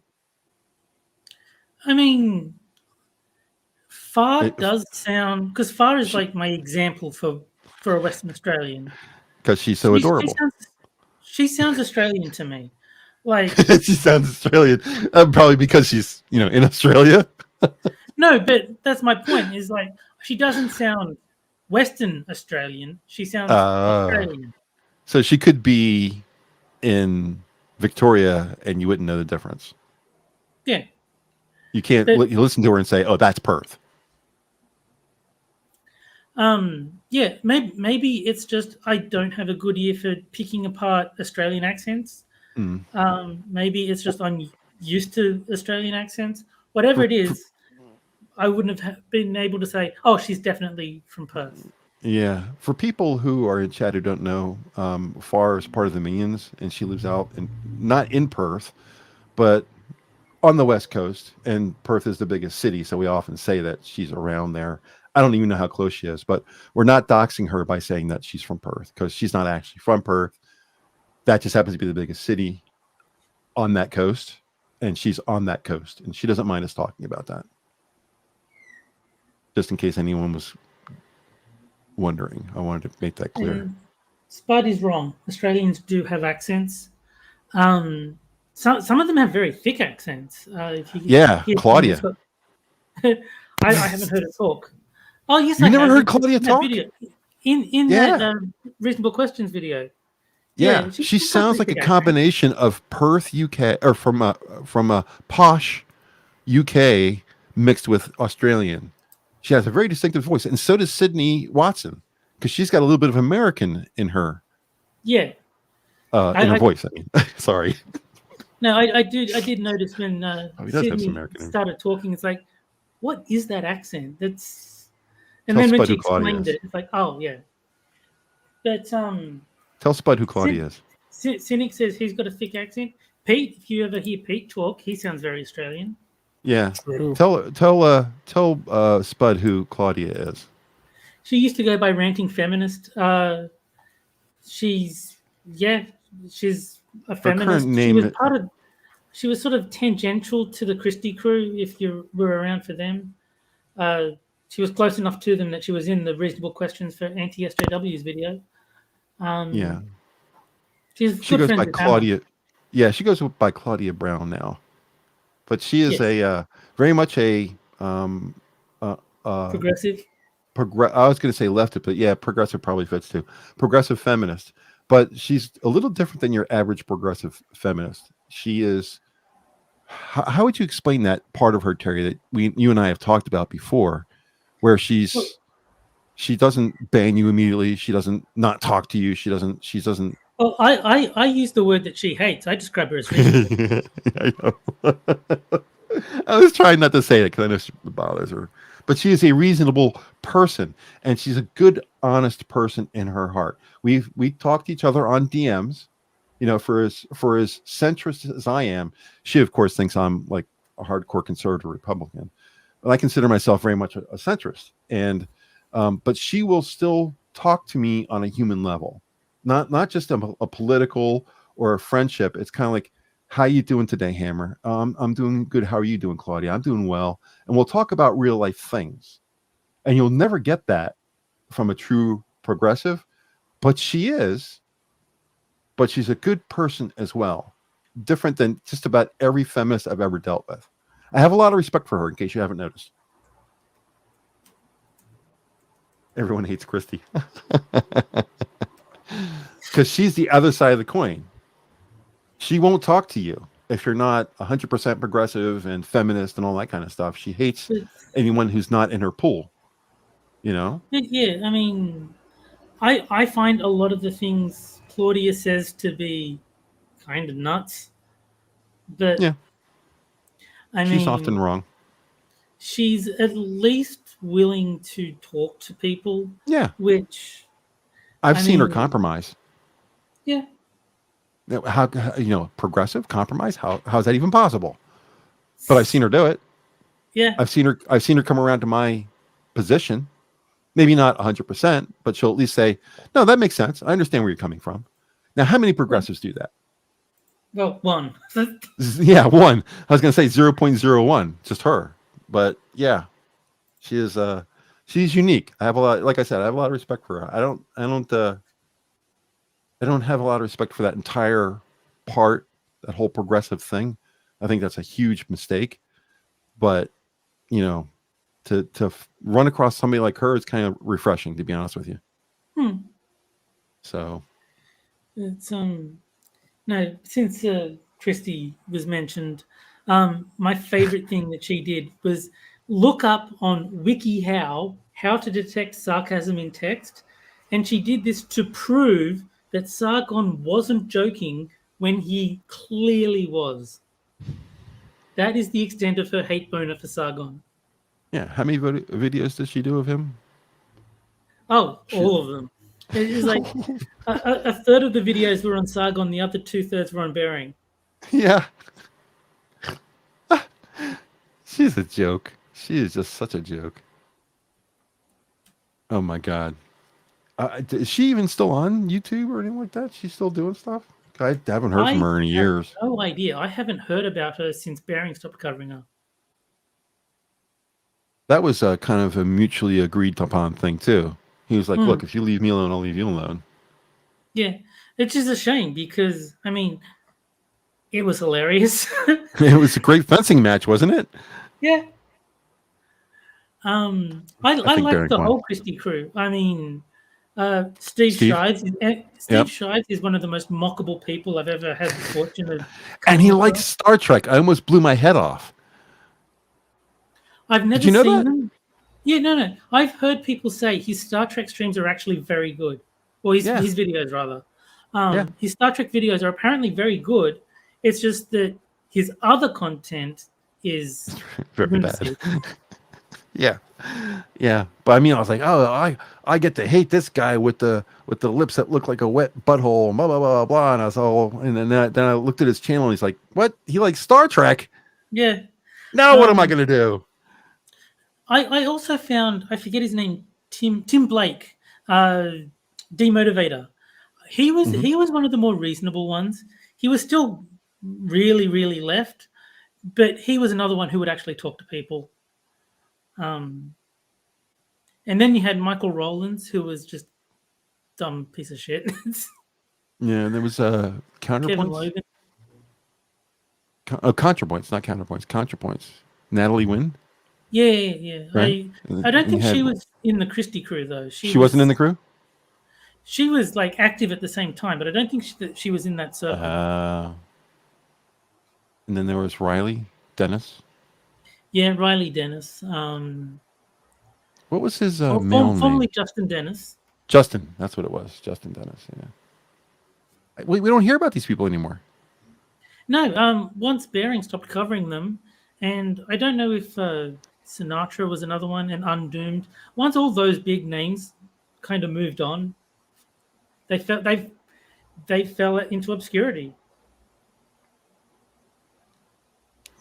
Well, she's still active. Claudia's still active on Twitter.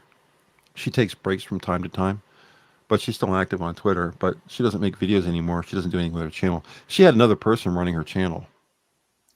Well, I saw on her Twitter page she had a long post explaining that she felt that other people were doing what she was doing better, and that her voice was no longer needed, and that's why she was stepping down from producing content. Like she was proud to have been part of it, but she's no longer needed, kind of thing. I think things are more divisive than ever, and with all those people moving to obscurity, now would be the time for her to seize the reins. I think just the opposite is true. And there's no strong feminist voice out there right now. No, I mean even on Anita Sarkeesian, no one really thinks about her anymore. No. And like she was like the center of the SJW universe for a long time, and then now people are like, who the fuck is that? if you weren't there in like the Gamergate days, you probably have no idea who Anita Sarkeesian is these days. You know, to this day, I still hear people bring up Gamergate, like feminists and stuff. Didn't the chick from G4 TV bring up Gamergate? I don't think so. Not in the one rant that I saw. I don't think she mentioned Gamergate, but I mean, Zoe Quinn and Brianna Wu and Anita Sarkeesian were like. Brianna Wu's back in the news. I like the fact that Brianna Wu thinks you can throw rocks from the moon and they will be as powerful as atomic bombs. That is the best thing I've ever heard. All right. That she had that. I don't know if she deleted it, but she put out a tweet that said, the moon was a very powerful strategic military stronghold because a rock thrown from there could hit Earth with the impact of an atomic bomb. or something to that effect. It And would it's just just burn up in the amazing. atmosphere. That would be far more likely, yes. If you I could mean, even get it to, if you could even get it to Earth, I mean, the moon does have some gravity. It's not yeah, like but I mean, it's zero. well, you can hit a golf ball off the moon. The gravity isn't strong enough. The moon, if you're just whack, hit a golf ball, full stroke, it'll escape the Fair moon's enough. gravity. There's not much to it. But that golf ball is not going to make it to the surface of our planet. It's going to burn up in the atmosphere. Yeah. You would have to be able to throw something like the size of a small mountain. Yeah. Oh, you'd have That to would make it. Yeah, that would make it through and hit the planet like a nuclear weapon would. Yeah, but And Cynic nobody's is saying that strong. will never get old. The moon rocks thing, and no, it will never die. The moon rocks thing is fantastic. What did she do this time? She was happy that Meatloaf died or something like that. What was? I don't remember the context. Let me look it up. I'm pretty sure she hasn't blocked me yet. Blocks everybody else. I put a tweet out that said, "This is the typical feminist playbook: say something stupid, get shit from the internet, act like a victim, and block everybody. Rinse, repeat." How many times have we seen this? It's exhausting at this point. I think she's posted too much for me, too much nonsense for me to actually find the one tweet I'm looking for. Here it is. I found it. If there's a good argument that it's unethical to mock anti-vax public figures for dying of COVID, I've never heard it. If anything, it's more ethical to save lives by pointing out their poor decisions. What seems unethical is silence while we approach 1 million dead Americans. So she's saying you should dance on Meatloaf's grave and get everyone to laugh at the fact that he was opposed to the vaccine mandates. Yeah, I don't understand that because he was double vaxxed. Yes, but he was opposed to the mandates, which makes him anti-vax by today's definitions. Well, if you look at Merriam-Webster, it does. But if you look at any other dictionary, it does not. It's only the leftist-owned Merriam-Webster that does that. And Cynic put a link to the Brianna Wu tweet. So the moon is probably the most tactically valuable military ground for Earth. Rocks dropped from here, rocks dropped from there have power of hundreds of nuclear bombs. That is her brilliant tweet. Wow, that is some TGB in action, boys. So Brianna Moonrocks Wu is So she just established the fact that she has no idea what she's saying. Oh yeah, she's an idiot. Mm-hmm. Complete idiot. Oh yeah. And yeah, Kiva Dam is saying anti-mandate is how she'd put it. Yeah, that's what Meatloaf was. He was not against the vaccine, as he say, he was double vaccinated, but he was opposed to the mandate, and he was saying that he wasn't going to stop living his life because of the virus. He's going to hug his fans. He's going to live life as he always did. And if he gets sick, then that's fine. That's just what happens. And then he did get sick. And then the left sort of, But the point you were making was in Merriam-Webster's dictionary, if you look up anti-vax, it says anybody who's against the vaccination or against mandates. Yes. So he was an anti-vaxxer by that definition. Yeah. Yeah, he was anti-mandate. But I think, in all honesty, most people are against mandates. There's a lot of anti-vaxxers there. I think, I could be wrong, Susan, but I think that they are. Who knows? Well, the problem is a lot of people who are terrified to say that they are because they know the consequences of being branded. If they're on the left, yes. If they're not on the left, less so, but still yes. Mm-hmm. People on the right have gotten to the point now where they just really don't care anymore.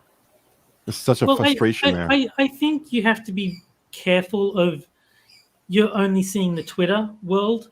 In the real world, where like someone who's just a regular schmuck who doesn't care either way, in terms of like firm political opinions, they might think this COVID thing is a load of bullshit, but they can't say that because if their employer finds out, then it's their job. They're gone. I talk to my neighbors. They have no problem saying it. Yeah, but pretty sure you don't have a career Oh. that you need to worry about. I don't have very many neighbors. No, but also, I mean, even if they did try to get you cancelled, there's nothing to cancel you from. You don't have a job. Yeah. I don't got That's why I'm able to say the things I say, is because I'm not There's a certain employed. amount of freedom. Yeah, there's a certain amount of freedom in not having a job. Yeah. Being retired, there's not much they can do to you. I really should not worry about having a face cam because Not really. I'm pretty bulletproof when it comes right down to it. I mean, What can you do to me? I mean, I'm pretty open with my personal details. Everyone knows my real name. Everyone They know your has real a first and pretty last rough name. idea where I live. I mean, You live in Australia, I know that. well, I've narrowed it down further than that. I live in Sydney. Really? Mm-hmm. So, yeah. I've told people I live in Pennsylvania. Everyone knows that. Yeah, but yeah, I don't think you've narrowed it down to the city. It's a pretty big state. I'll be honest. Yeah. It's not Texas. I big. wouldn't want to go knocking on every door in Pennsylvania trying to No. find you. Even if you did, you still wouldn't find me, because if you were to drive past my house, you'd never know I was here. The driveway winds around, and you cannot see the road from my house. You cannot see the house from the road. The only way I know anybody's around is because I have cameras, and you can't see the cameras either. So I know you're there, but you don't know I'm there. I'm going to choose that the most recent comment in chat as Keevid M trying to hit on me. That's how I'm going to interpret that. Fair. You should be so lucky.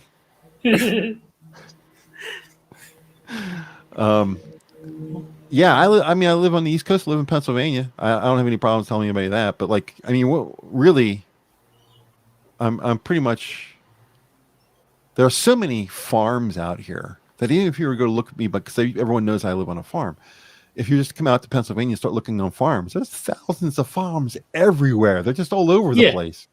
So it's like saying to somebody in the UK, "Well, I live in a castle." All right, that's not very helpful. There's castles everywhere, you know. Yeah. Everyone gets their own castle out in the UK. Corson is saying he also uses his real name. It's yeah.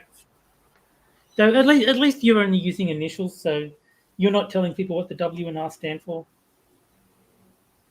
I've just put my whole name out there.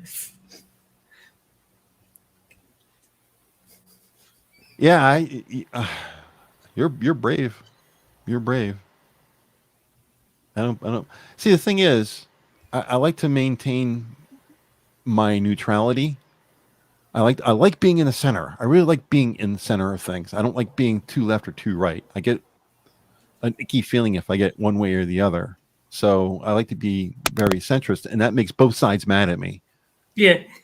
So that's too many enemies, kind of deal.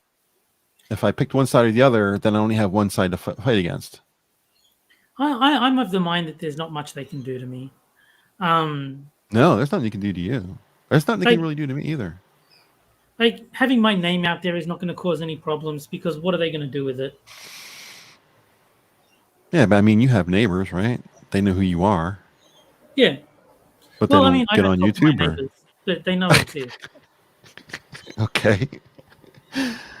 I do talk to neighbors. I do have real life friends. I don't think there's only one person I think that would be upset with me being where I am. I'm centrist with.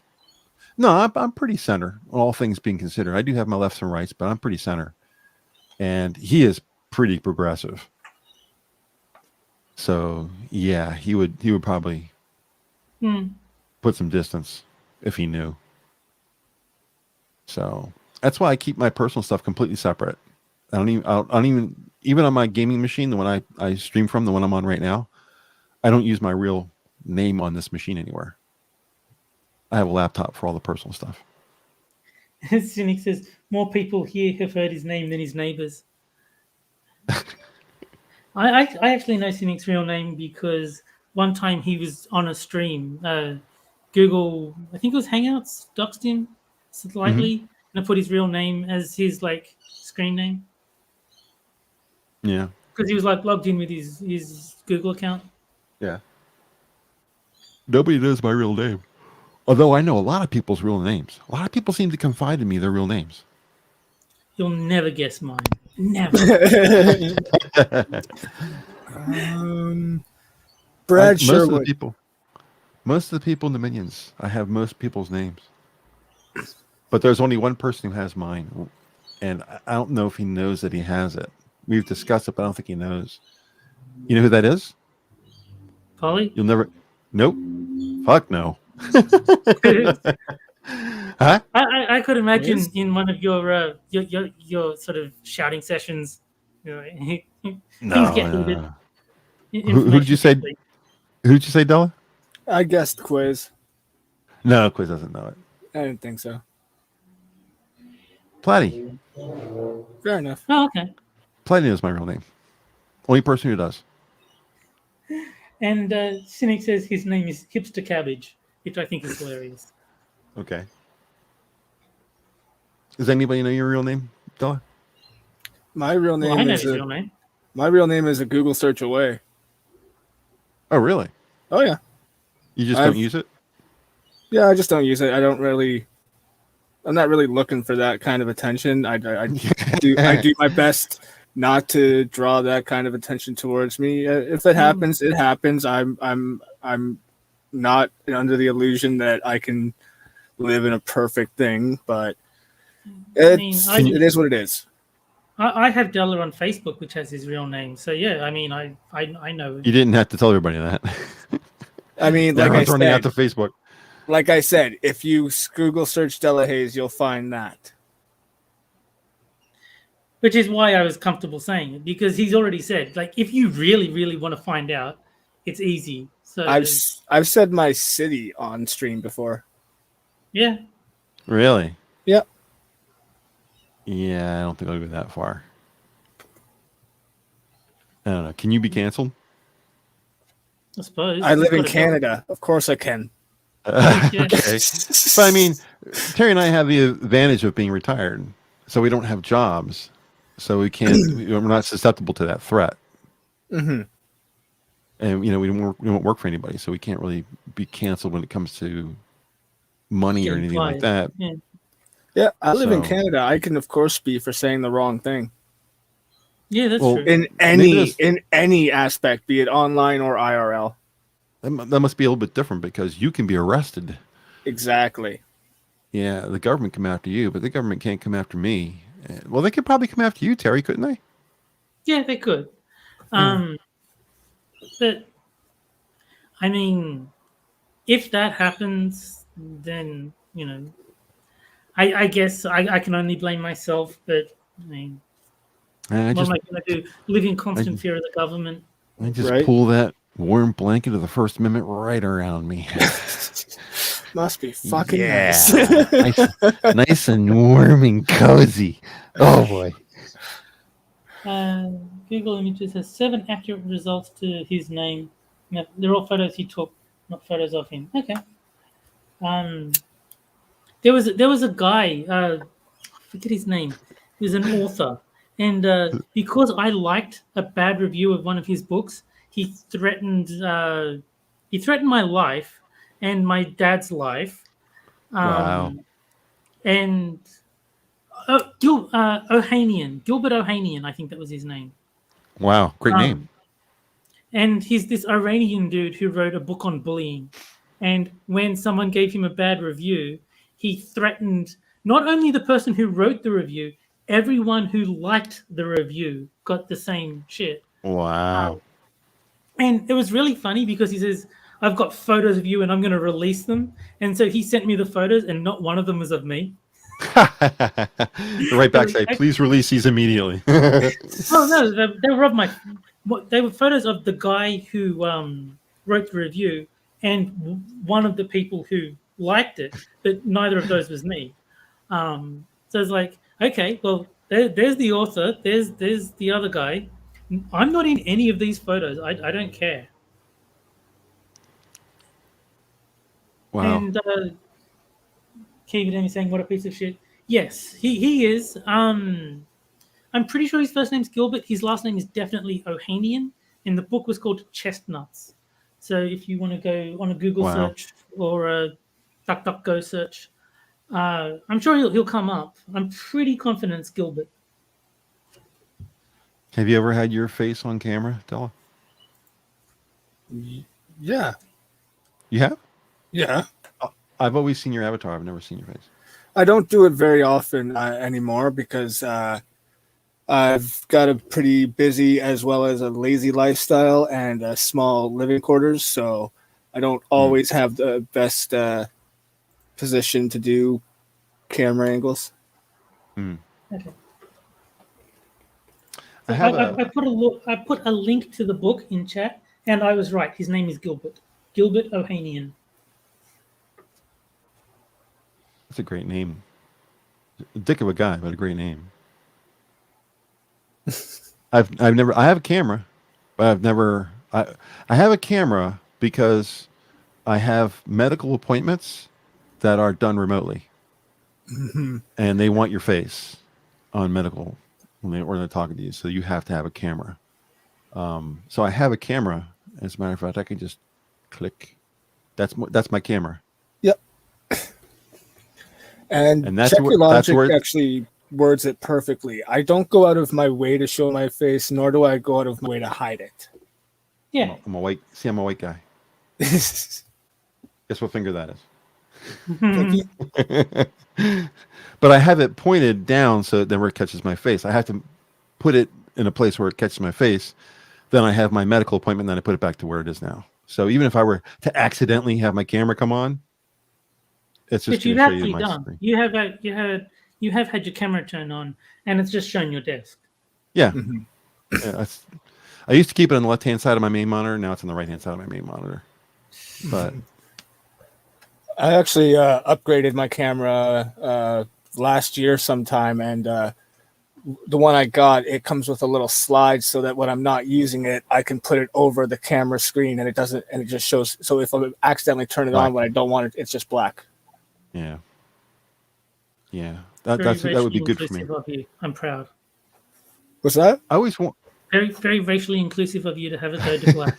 Hey, I learned from my prime minister. I always wanted to get a nice camera, a nice, 4K 60 frame camera for that. But I realized I don't really ever use it for anything. Everything else about my computer I'm pretty happy with. But the only thing that feels kind of junky is my camera. But then I thought, well, yeah, but how often do you use it for anything?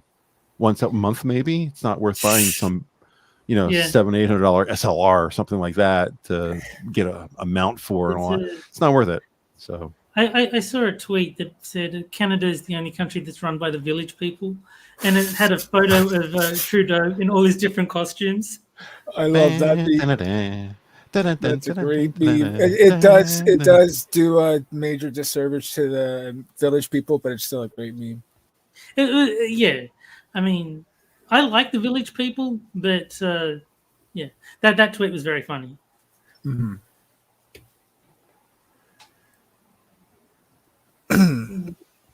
But guys, it is coming to that time of the night where we are going to have to wrap up. So before we do that, let's take a quick moment. Do either of you guys have any parting thoughts? We'll start with Hammer. Parting thoughts. I'll always go. I do this on Jack's show and all that kind of stuff. I always have this really because I haven't come up with anything any smarter. But I'll go with the Buckaroo Banzai quote. I don't know if you've ever seen the movie, but one of the guys in the movie says, "No matter where you go, there you are." Mm-hmm. Prophetic, I guess. I don't know. No, I like it. I've heard it before, and it's a good one. Terry, what you got for us, bud? I will just point out that someone on Twitter said "R.I.P. Meatloaf," and my response was, "You took the words right out of my mouth." That's fair. That's fair. All right, and I will do my usual. Guys, thank you for coming to hang out with us tonight. I hope you enjoyed the show.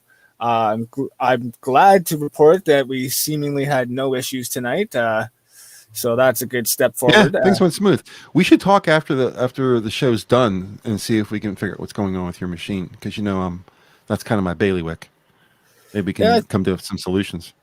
Like I think I figured it out. I did a hard Okay. reset on the one, and the other one seems to be working right now. But Good deal. yeah, I think it's the main fixed. thing is I just need to save up and upgrade.